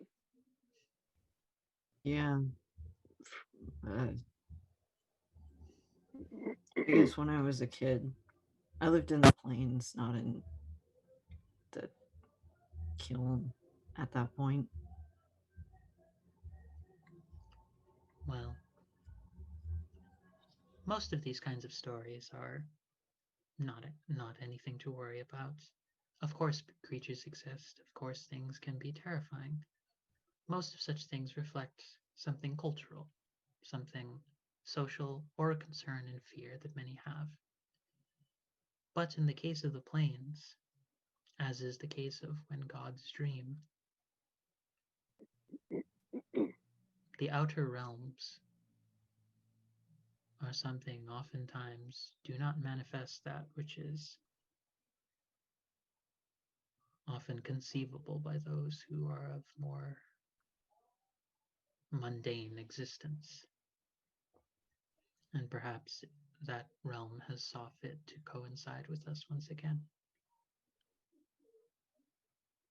Okay, so the things we saw are possibly not here, or possibly are for fallen gods, and Or both. yeah, and they're trying to take power from the divine bird, the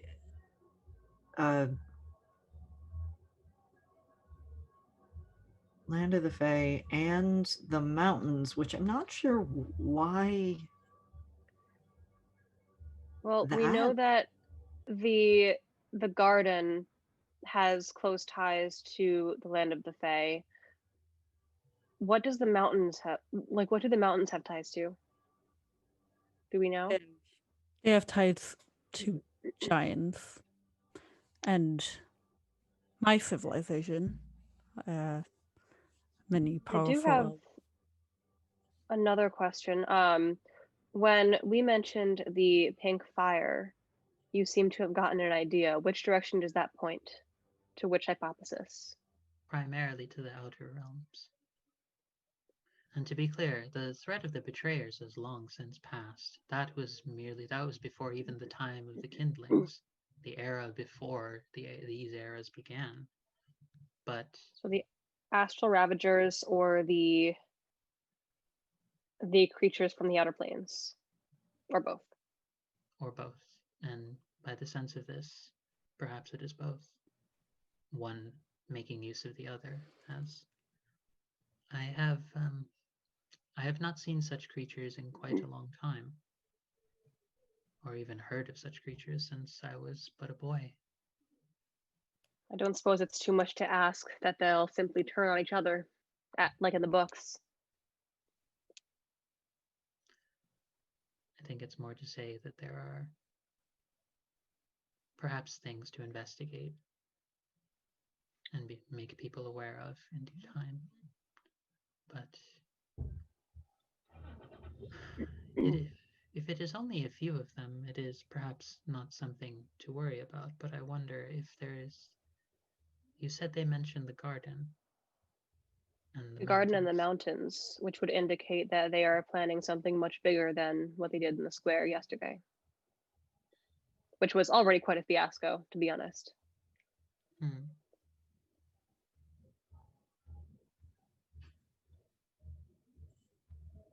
I have a hard time believing that they would launch a full-scale assault or invasion on a land with such defenses, whether it be the garden or the mountains, without a force to be reckoned with.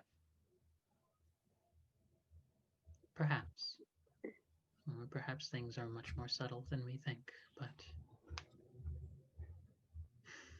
we should tell the um we should tell the Yes. ambassadors or Emissaries.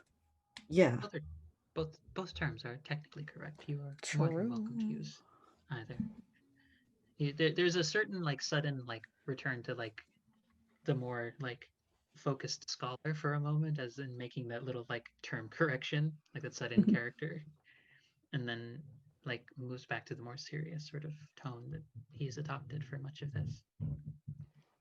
Again, this is simply what I have gathered. Perhaps it is nothing as far-reaching, but these are the closest things that I have within my own memory and my notes about these. There have been pretenders all the time across all of history that have sought to invoke such terrible things. That is oftentimes how malevolent or even just trickster forces make use of successfully pull one over on people. It is often done through invoking figures who, once they are known or are entirely unknown, would evoke such feelings of fear, or at least uncertainty and unease. But Do you know if there is a particular way to efficiently dispatch these creatures? I am myself not a particularly combative person. It is part of the reason that Adana has had to occasionally patch me up from trying to make excursions before returning home. But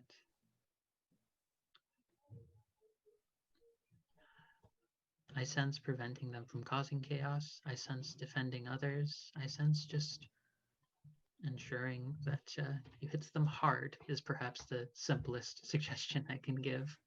But Oh, how can do that? Don't you worry about that. That'll be all right. Honestly, most of us can do that. Just a question of from how far away or how many legs we have. I know not why such things come at this time. Perhaps, as is often the case with cycles, things repeat. And perhaps we are facing a terror that returns once again. Oh, should we tell the emissaries? Because I don't know that. We should tell the emissaries. Yes. Otherwise, they'll just be at each other's throats constantly. Yeah, and also maybe at our throats, which would not Yeah. be good. Yeah, don't want that. Besides, we have plenty of proof to back it up. My advice, if I had any to give at this point,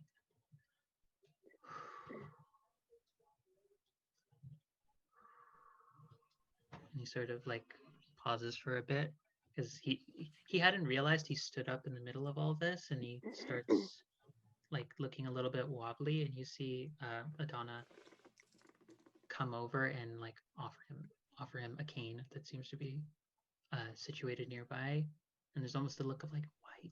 You hear her like under her breath, why don't you use this more? And you see him like leaning on it, and he's like there. It's like, and him having to remind him, you could just sit down. It's like, no, I'm fine. I'm fine. No, I gotta be dramatic. But you see him like gripping it a bit. My sense,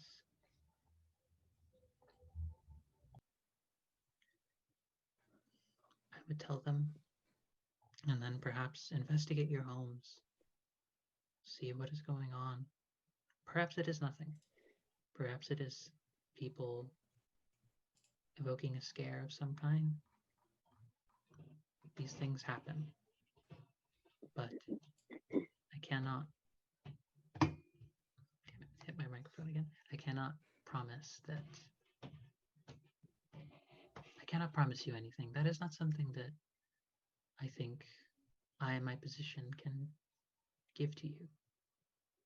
I can only give you information.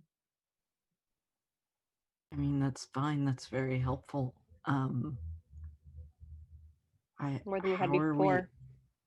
Okay, so we tell the emissaries, and then how are we supposed to get? I guess should we leave here or go to the? I don't know. We should see if we can get an idea of what their immediate goal is, what their next move is. Maybe one or all of us could see if we can get close enough to their camp to get an idea of what they're going to do next, and then move according to that. That's a very good idea. I mean, I don't know that I want to go up against that.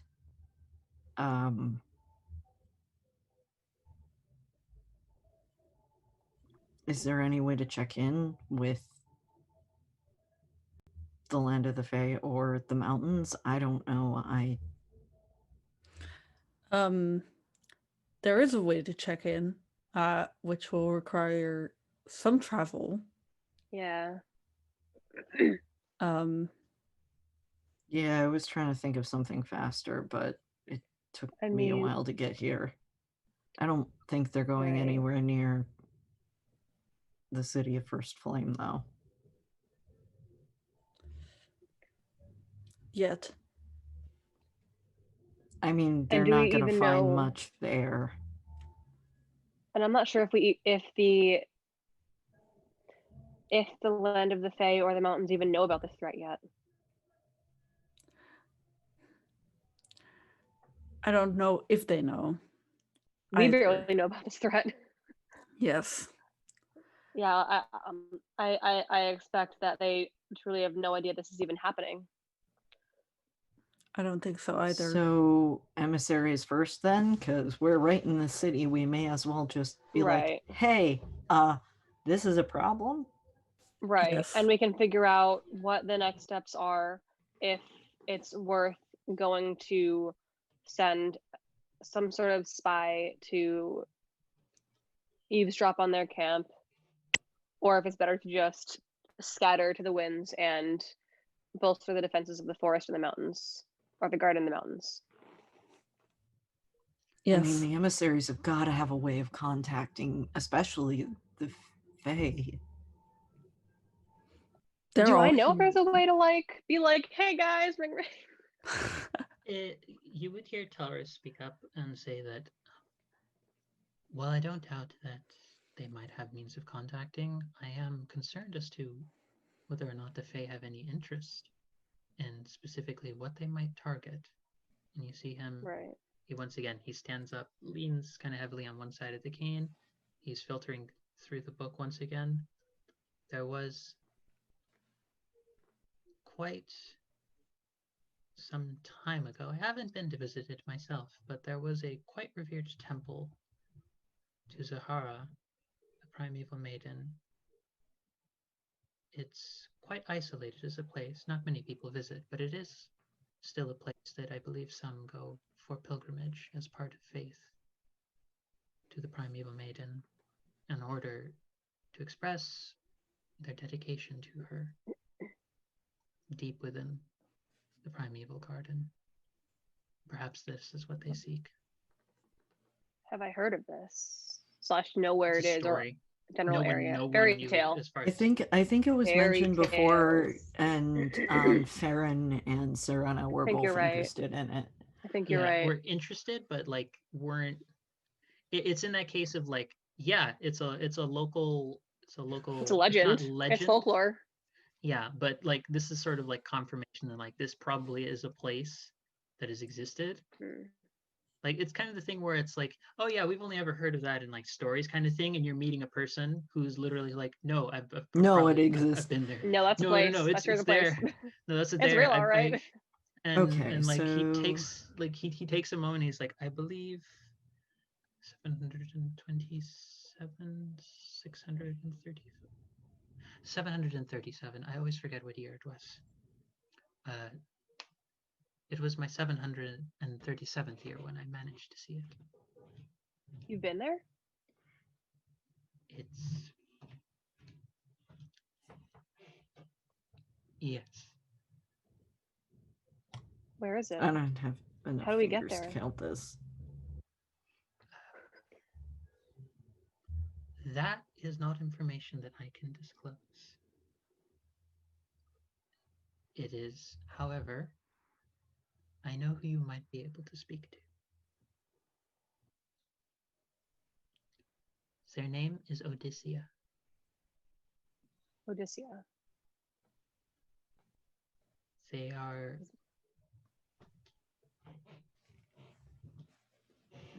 someone of a similar bent to yourself, Serena.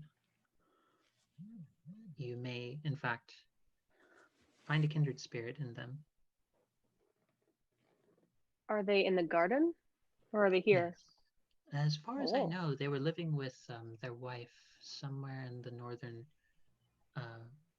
northern boundaries of the primeval garden.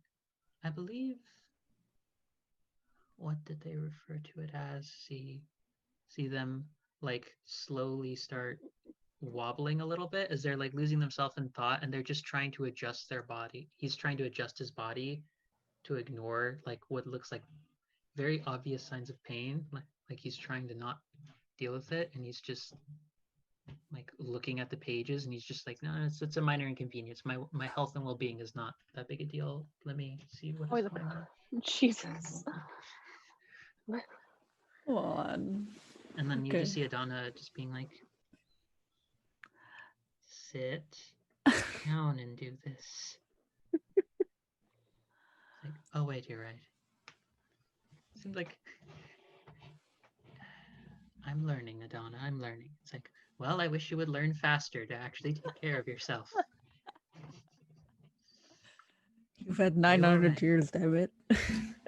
You're not my mom. But you see, it's not done, to be clear. It's not like a condescending sort of way in which he's speaking to him. There's just a sense of like, this is probably a discussion they've had like dozens of times, if not hundreds. Like trying to self-care, get him. please. Like, for the love of God, please. If I recall correctly, they were living with their wife in the river pod in the northern section of the primeval garden. That's good to know. Okay. But how are we gonna get there and then to the mountains and then back here? I wonder if one of the emissaries might be willing to Then the allow us to travel with them. Yeah. Right. But there's the celebration going on. They're not going to want to leave, right? Because we got to make sure the garden's okay, and then we got to make sure the mountains are okay, and then they don't need to stay with us. Just drop us. Yeah. We can talk to Cosma,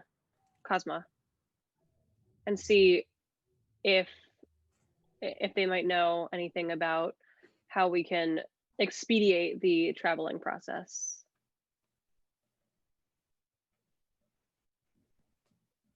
That's a good idea, I think. Yeah. But for now, we should go and deal with the ticking time bomb that is the council. Yes, I think so too. Did we have any other questions? Well, if the temple is what they're after in the primeval garden, what are they after in the mountains? Do you know? I imagine something similar. That is what I am concerned about.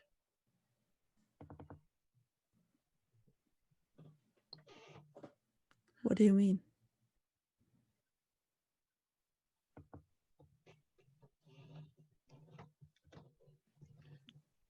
There are many people who, whether by what they've dealt with or by nature of simply wanting to be careful, wish to remain hidden. They wish to have their livelihoods and well-beings left undisturbed.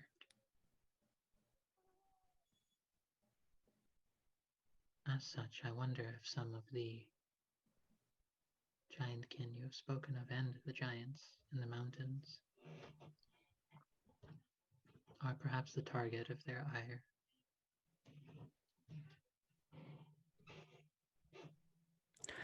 That doesn't make me less worried, but thank you.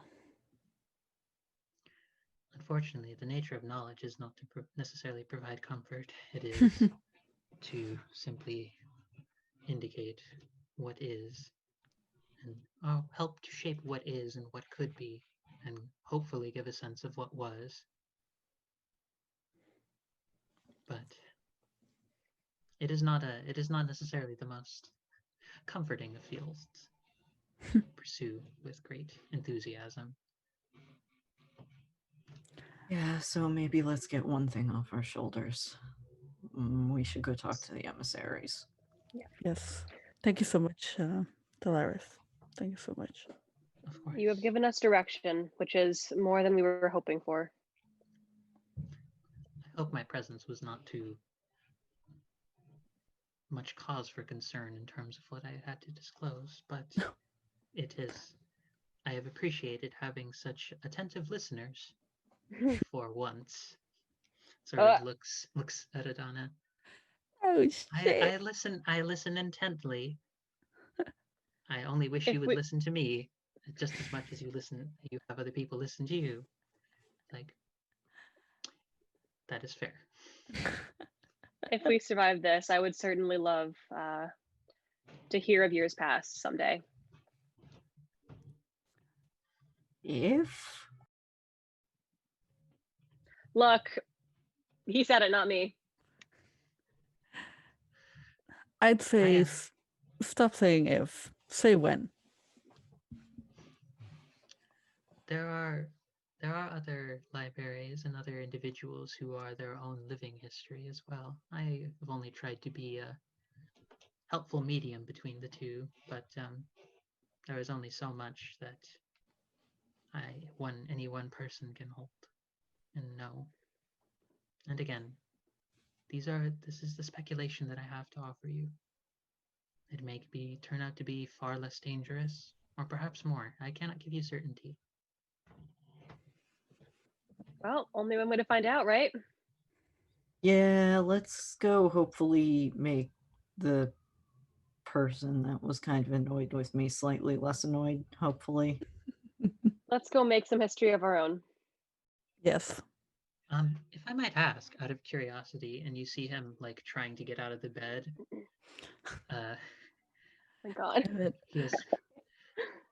If I might ask, what emissaries are you dealing with during this cycle? They do tend to shift around who actually likes to take the time to come, and I'm rather see him like trying to pull out a notebook and like slowly like take notes on what you're saying. I'm rather curious as to which ones. There was High Emissary of Flame Aurora. The one who's mad at me. Yeah. Also me, but it's fine. Not so She much. seemed to like you. Yeah, we didn't get off on a good foot though. I think they liked me afterwards. But I think it was Nyx and Boris from the Borges from Dreams. Cosma and the Cosma, void that I can't remember. Cosma, Emissary of Order to the Astral Sea, and then Isla, Emissary to the Consuming Void. Oh, I see you've managed to meet them. I do recall Alia being quite hilarious. I have to ask because this is directly about to call me out, I think. How do you spell the name of the emissary to the consuming void? Alya. That was the nickname I went by back in 2010. Interesting. 2010, y'all. So She's that got Love year your was I am the the year you were emissary the void. to the consuming You are void. That's the me. void. You are the void. Oh my Lovely. god. Given Yep, the Lovely. exclamations of wife, husband, wife, Yes. consuming void apparently is appropriate and alarming. You know what? Okay, so I think we also saw the Hearthkeeper, right? we haven't. Those are the names that I well, have written down. It is not exhaustive by any means. Yes, you also have you would have had overheard the names Vivian for the little sprite like storm stuff, the storm stuff sprite, Vivian. and you would have had The- the names Alistair, Kame, and Callista for in order summer, winter, autumn. Oh Lord. Wait, hold up. Alistair, Kame, and then And Callista. Callista. Yes. For What about the beacon of walking fire? Or was that I- Aurora? no, Okay. oh, you mean the volcanic entity? Yes, yes. Yes. That one you didn't get a name for. Okay. I think that's the Yeah, only one you haven't really gotten a name for. Because that one it's a little Okay. hard to understand the volcanic tongue. Yeah, through Very the old sound dialect. of flowing lava. It's not even the lava flow, it's just an old dialect. Like you Yeah. like you just hear it and you're just like, what are you saying? And people are like, is it just a foreign language? It's like, no, it's not a foreign language. Like he's just using like old English equivalent of this, and I don't know what the fuck It's this like trying to conjugation read is. it's like trying to read like untranslated Beowulf. Oh, okay, so both Inez and I just went to the like, oh god. No.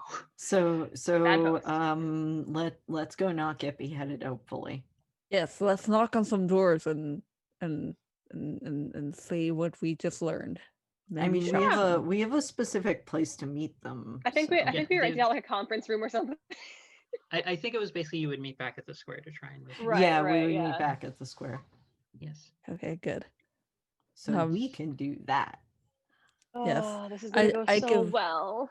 I give Thelaris a small bow with like a greeting from Abira, and I then leave, and I give thanks to the caretaker.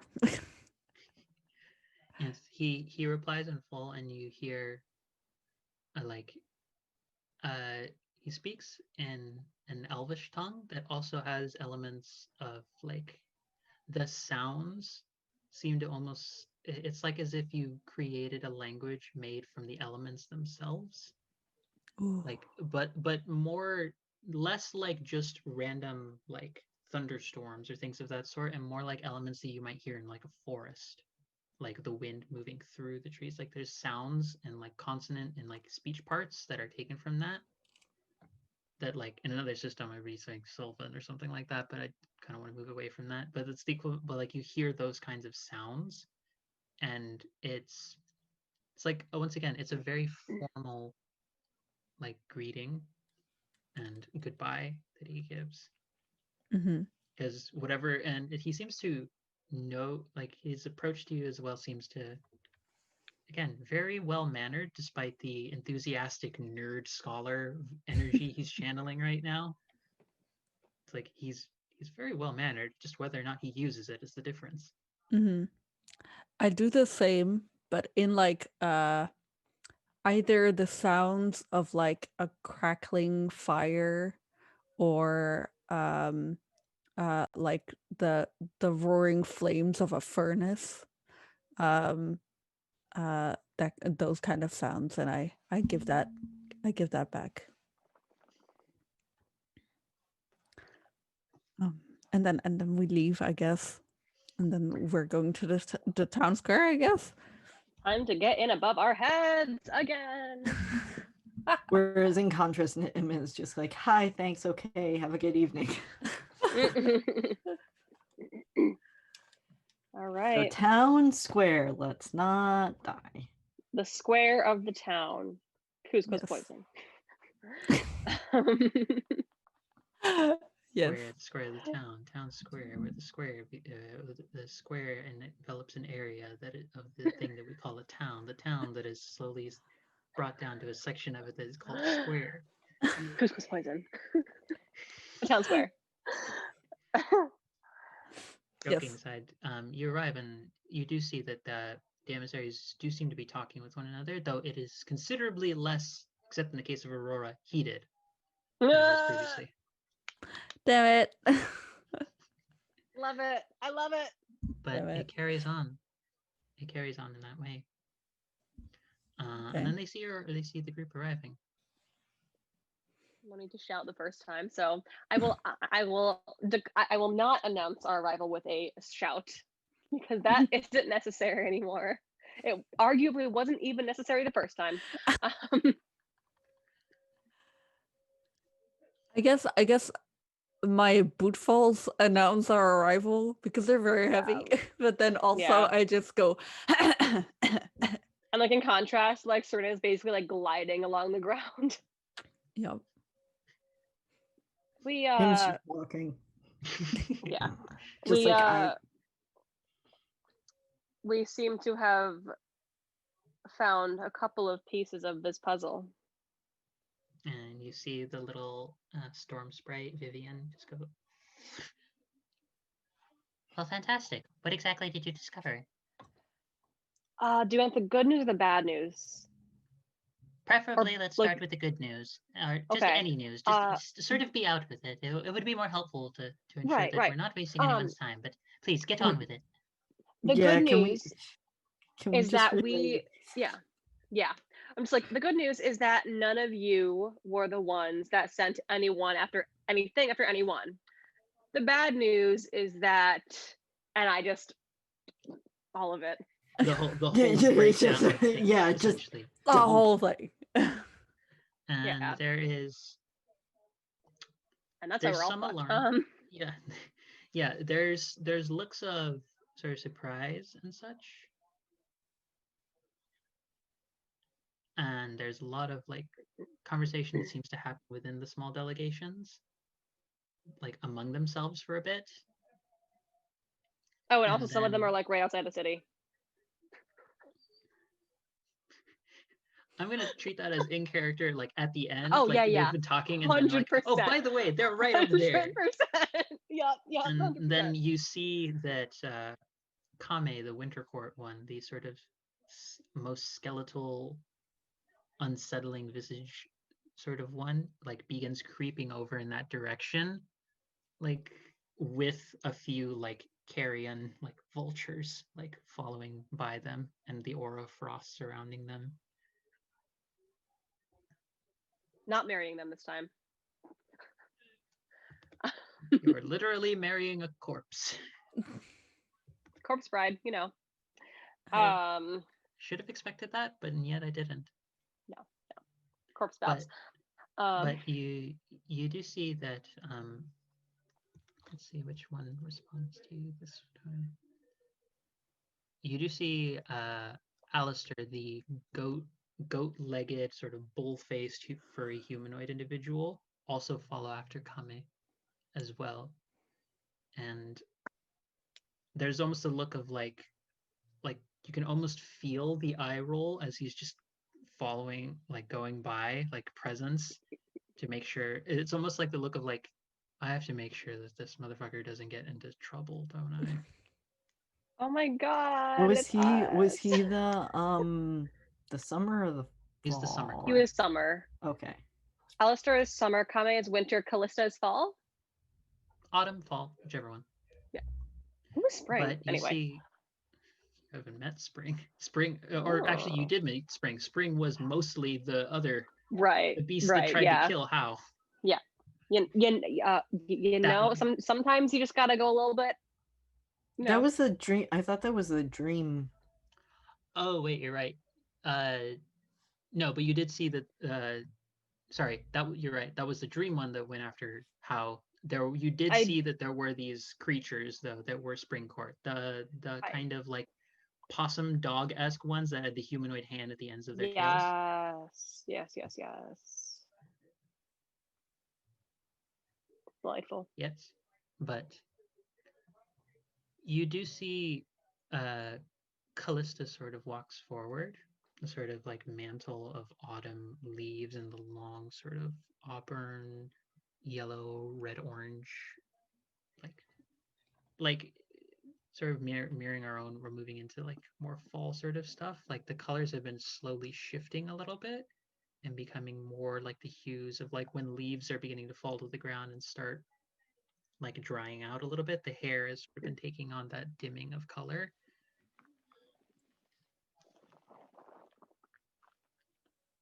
That one, she moves forward, and you see the storm sprite Vivian also come forward.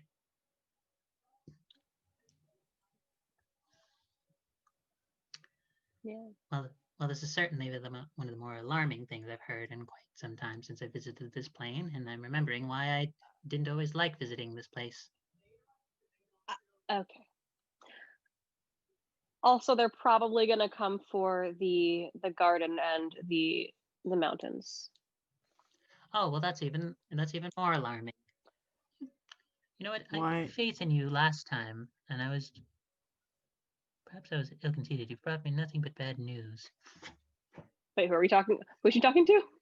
Talking to you because you're the one who's talking. Oh, she's like that's right fair. in front of you. That's She's fair. like this big. She's like It's only like just like right she's in like my 2 face. feet, and she's like it's like a little cloud sprite with like rapidly like hummingbird moving wings on her back. Mom, is It's that just like you?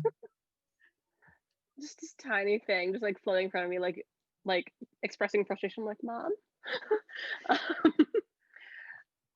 Yeah, I mean, if you think, I guess, but the other option would have been letting a lot of you tear yourselves apart or tear each other apart.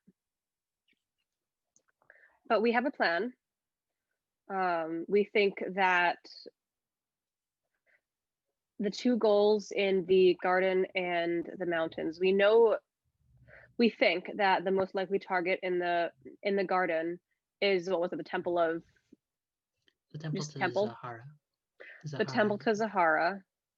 And we think there may be some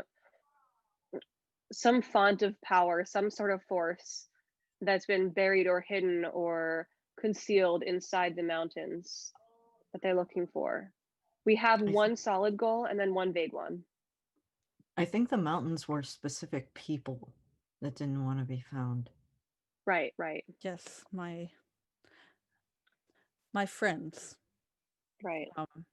In the mountain, the giants, who, of course, do not want to be found. Yeah. So we have one relatively solid goal and then one less solid goal in that we don't know where it is, but you know where it is, don't you? I do. Yeah, you do. Or at least you have a sense of where, or you at least know who to talk to figure out where to go. Your friend Himena would likely know. Mm-hmm. But where that leaves us is we need to get to those places before they do. And we simply don't have the means to travel that fast. Well, I can. I will have to think this over a little bit. Give me a moment. And you see the autumn emissary looks forward. I think if you are going to pursue either of these options, we will do what we can to provide you perhaps some form of transportation. Unfortunately, given the nature of the plains, as more unstable and thinned in boundaries as they are now, it is very unwise to bring too many people all at once through the plains. Between the plains, rather. Risking it would be quite dangerous, as there has always been, with the more people involved, the possibility that you do not end up where you would like to be within the plains, moving between them. So maybe you could just send a couple of people to check it out?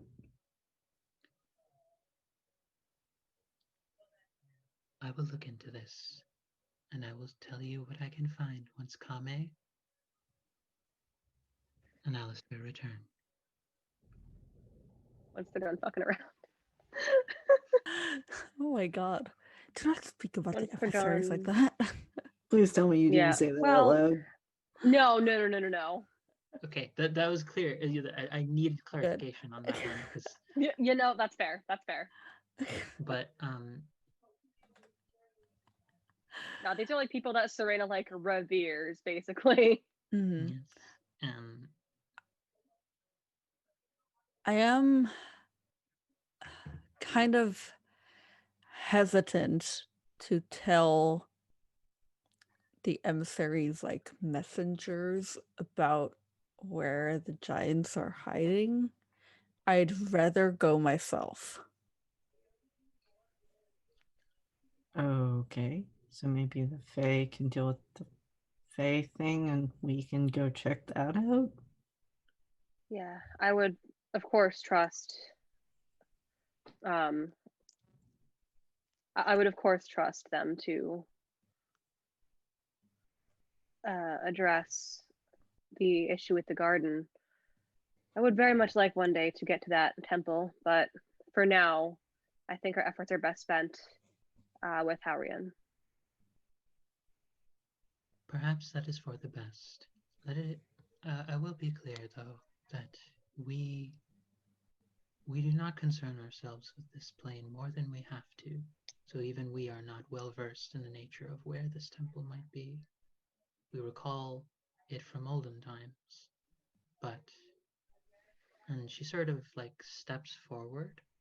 So she is very close to you, Serena, and she's even before you knew she was kind of tall, but she's remarkably like it's like seeing like what a dryad in some ways would be like, but made with a more autumnal like aesthetic and very like it's a staggering level of like when you hear like the phrase like ethereal beauty, it's like that, but maybe more like naturalistic beauty. There's just it's like nature come alive in one of its most beautiful manifestations. You think this To one's stand. looking for a Mrs. Emissary? She stares down. You know as well as any of your practice that such a place does not take kindly to order. It shifts and moves and reflects the very essence of what our plane loves most, which is chaos. Even our memory of it may not be precise, and the Fae do not forget. What better way to learn of the place than to experience it as it was meant to be? Is this something you offer to us or for your own amusement and interest? This is a question of becoming more in touch with where I come from and connecting more to that side of my heritage. Nim, you look like you might have had something to say. Just wanted to check real quick. Oh, Nim's just looking back and forth like, please, let's not fuck this up. Again. Like, don't make out with the emissary and don't piss her off. These are the only two things as your companion that I ask you not to do. Your standards are too high. I'm sorry.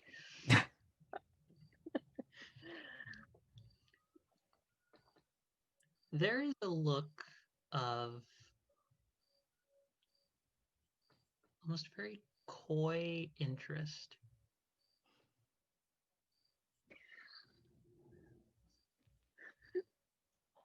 Oh, that was Jen, that was not sorry. I assumed as much. But you see them saying, we will look into this. But again, I make no promises as to expediency or as to success on this. But if you would like us, we shall look into this. It would be an honor to collaborate with with you in this strange mystery of the plains. And we more than appreciate any help that you're able to give.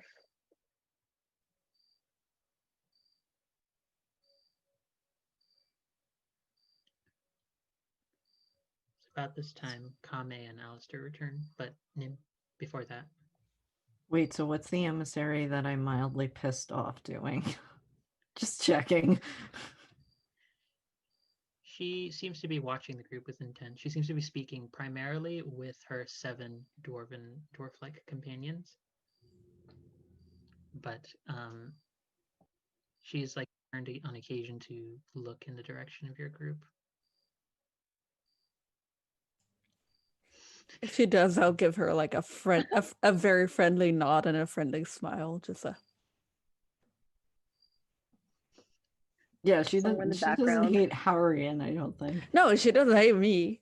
I was very Somewhere in the kind. background, you just know that Jen's just like, Yeah. So who But- comes back? Kame and Alistair, the winter and summer court, Okay. and they speak. You see both of them speak in Callista's ear, and you see her say, "It would appear, from what my fellow emissaries have indicated, that the group outside of the city has left." Okay. And they have headed off towards the plains, from what they can gather. Okay. would that So- indicate their trajectory toward the garden, the mountains, or neither just yet? Both, because Oh, to get so eastern coastline, backfire. Yeah. Then mountains. Yeah. Then forest. So if they want to Yeah. get to the mountains, they have to get through the forest. That's the most direct path. oh God. And before that, it's plains. Oh, So they so have it's to- literally they're both just of my gonna- hometowns. So it's the city of First Flame and then the plains and then Yeah, well, it's City of First Flame, mountains, forest, then plains. Oh, okay, so they probably won't go through there. Delightful. This is what you call your GM. My players asked to go through a rich and vibrant world, so your GM is giving you a possibility to go to any of these locations. Now the question is, how do we get there and back before, like, The world's Chaos. ending. yeah, that. They mentioned that taking large groups was dangerous, but there are more than one of them. And we don't necessarily need to travel all in one group in the same span of 10 seconds.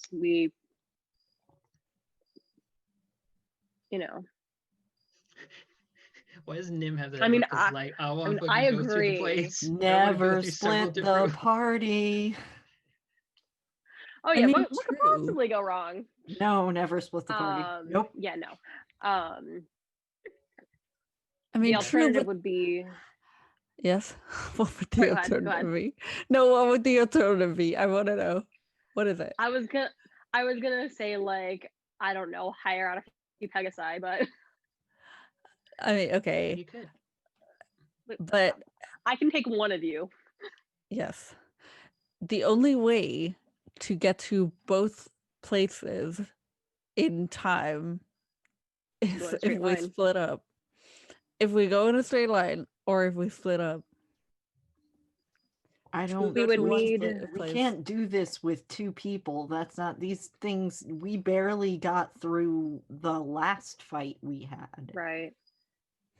So just to make sure I'm not totally missing what Angela said earlier. You have to go through the garden to get to the mountains. Yes, the garden Okay. sort of acts as a natural western sort Right. of boundary.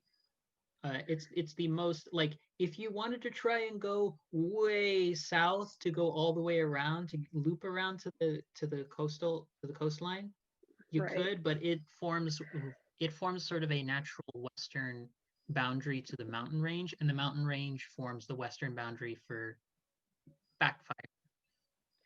So if we need to go through the garden even to get to the mountains, we may as well take the fastest horses we can get and go for it. Yeah, and you would know from the different travel, it's going to take if you're going straight, just trying to go through by horseback or any other ways, it'll take at least a few days. Like no matter what, like if you're going just straight, it'll take days to get over there. Also, Nim, you put yourself on mute. Yep, there Wait, we go. we have less than a week, right? You've caught it around a couple of weeks. Okay. Yeah. So We need to move We fast. can we maybe see if we can get some condors or I don't know, I a would teleportation thing? Yeah, we should. Maybe was it Ephrinia knows The something? academy has got to have. Oh fuck! I hate these Yeah. people. The The academy academy at is also Backfires. all the way. Yeah, East but it would Coast. help us. It would help us like loop back. We could just go and loop back. It is an option. That also means, Nim, you would know, that also means having to get into the middle ring as well. Because the academy is the main academy, or the most celebrated academy, is in the central ring or the middle ring. There are universities and other academies throughout the 3 rings of the city, but the academy proper is in the center ring, and each of the rings are set aside by walls that people patrol. Well, I meant more like this place definitely has their own colleges, I'm assuming. Yeah, they have oral historian practices and magical centers of learning. So would None of we them know are if as they would have formalized as the academy. We could also ask Gilmore, see if he knows anything. Or teleportation, because if we teleport there, we can literally just loop back. We can just go straight through. But again, as a way, because of trying to be mindful of time, what you have right now, alarm, please be quiet. Why are you like this? I shut you off for a reason. That alarm is actually helpful because we are reaching near the ending time. We have about 5-10 minutes left. Mm-hmm. What you have right now are choices. You have options.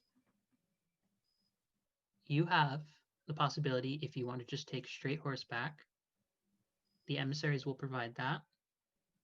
You can follow the individuals who just left to the plains. That is one option, and see what information you can get from following them there. That's one option. You can see if you can try and find some sort of teleportation or other planar travel methods to go to the garden or the mountain. You have 3 options right now. Right. So the question becomes now, for what was going to be our next session, I'm not closing it at this exact moment, but the big question to know for next week and decision you need to sort out amongst yourselves is, which path do you want to take?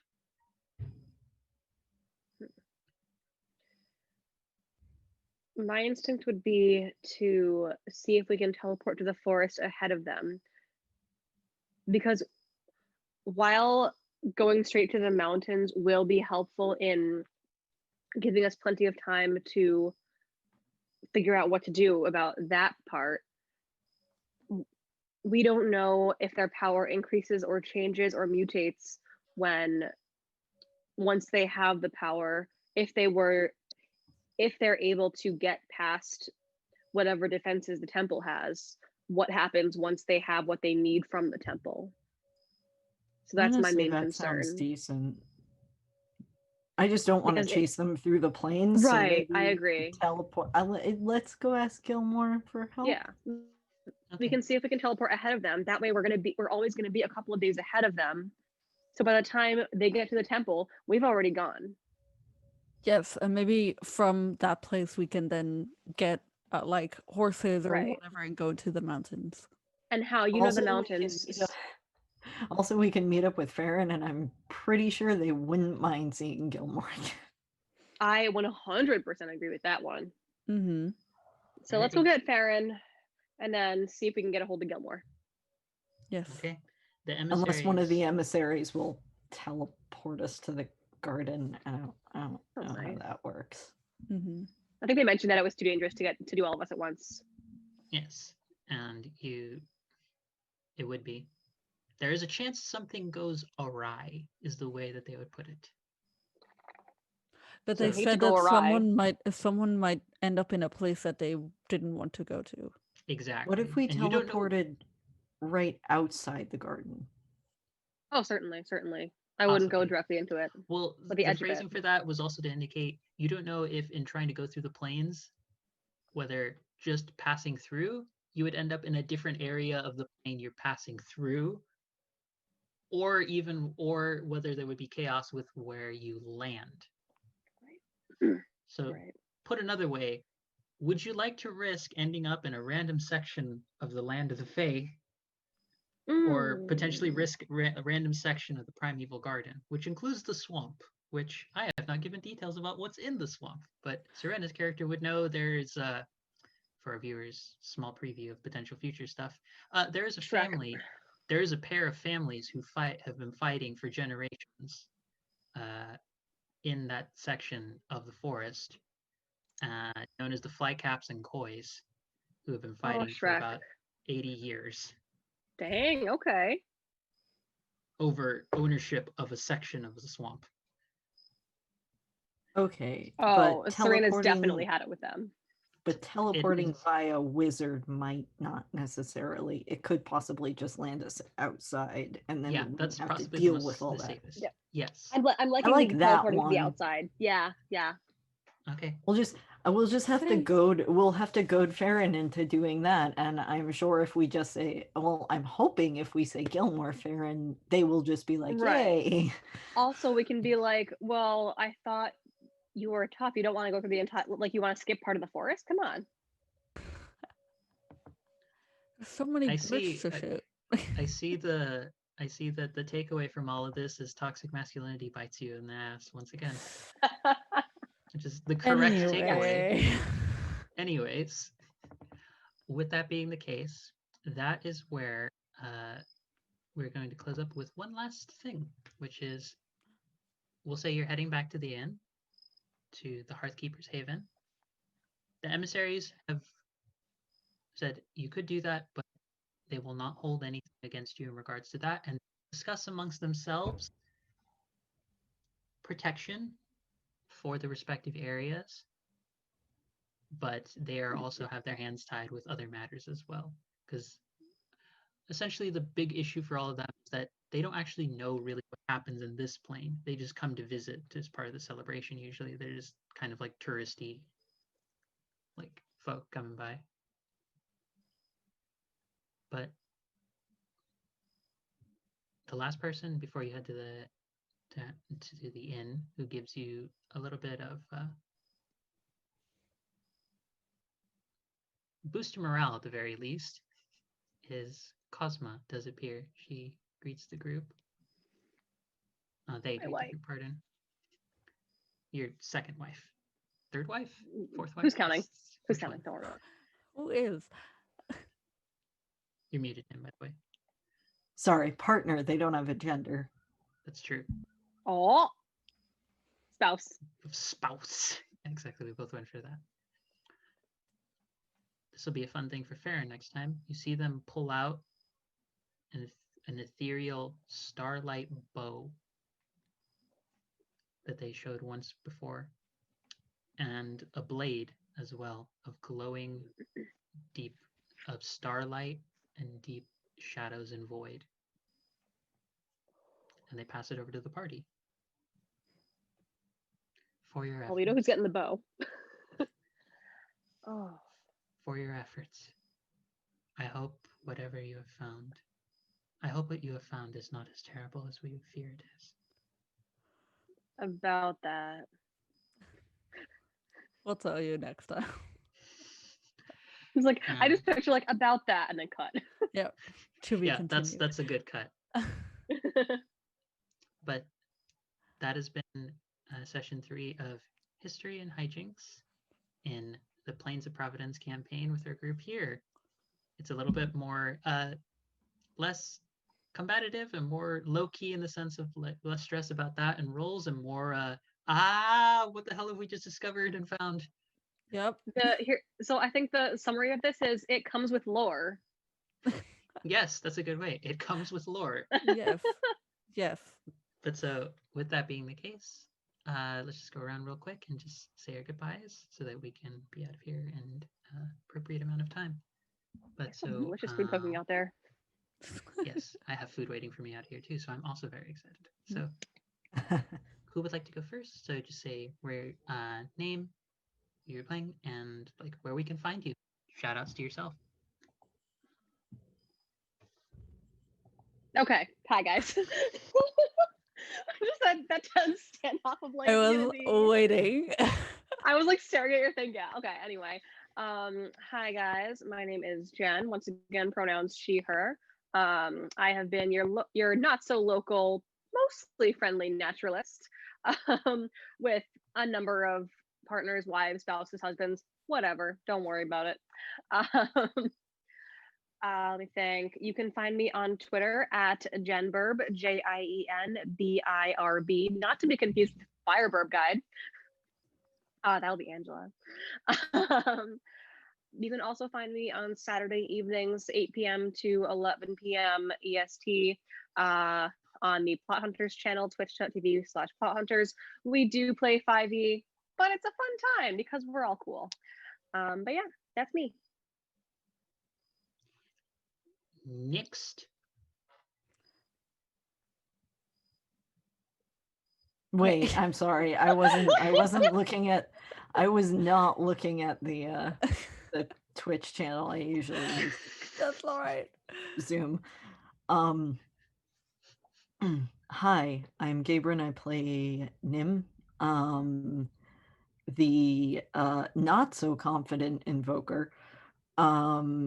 And you can usually find me on Twitter at Sarah Ladra. It's SYRLAIDRE. I'm dropping it in the chat right now because it's a confusing Twitter. And Yeah. you can find me here or on Twitter, or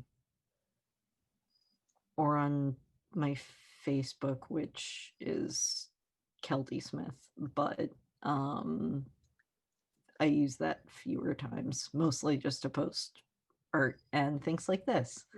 So it's nice to see you all, and I hope you had a fun time. Ines. Yes. Hi, it is me, your friend Inez.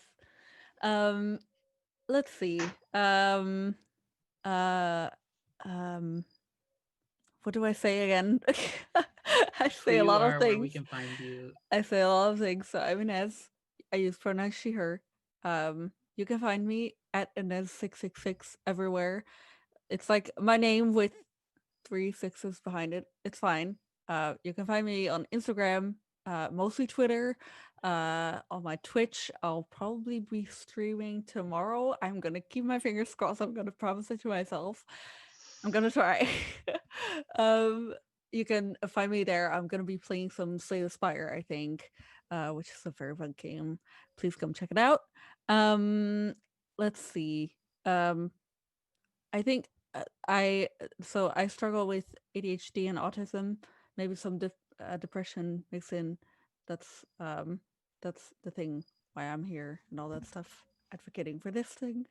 And I'm writing stuff. Keep my Twitter in your sites to learn more about that later on. And yeah, that's it. I love you. And don't forget to love yourself. Black Lives Matter, Black Trans Lives Matter. We love you and appreciate you. Thank you for coming. And last but not least, I'm Angela.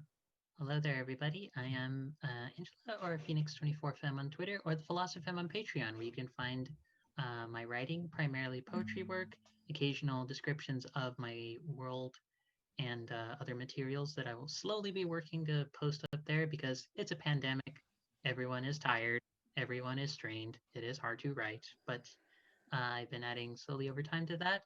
And I'm also a podcaster on Queerly Yours podcast, a relationship podcast with my partner, where we're an interracial polyamorous trans couple who talk a lot about relationship stuff. And I am also, if you're looking to find my writings on a more public sphere that isn't Patreon related, you can look on Disability Rights Washington page on, darn it, I'm forgetting the other website, but look on Disability Rights Washington, look for mine. Look for my particular works on there through blog posts. Rooted in Rights, that's what I was forgetting the name of it. If you look for Rooted in Rights, you can find through the Disabled Writers Fellowship a year or two ago, my writings there. Or if you just want to see me involved in like live play stuff where I'm either GMing here on Mondays or I'm playing as a player, it's so rare that that happens, on Thursdays over on either Utopia or All Nerds Here, who are both very awesome channels, amazing communities there. So yeah, that is basically me. Oh, and if you need music for either your website or TTRPG campaign or your stream, I am also a musician prior, because I do that, and I'm pretty good for those kinds of things. So yeah, that is me. That is the session for today, and that is Plains of Providence for this week. We will be back next week, and I wish you all well. Take care, everyone. Make sure you're just checking in with all those you need it. And I love you all very much. You're all you matter, regardless of everything in your head tells you otherwise, or if anyone else tells you otherwise. And we will see you all next week. Take care, everybody. Thank you. Goodbye. Goodbye.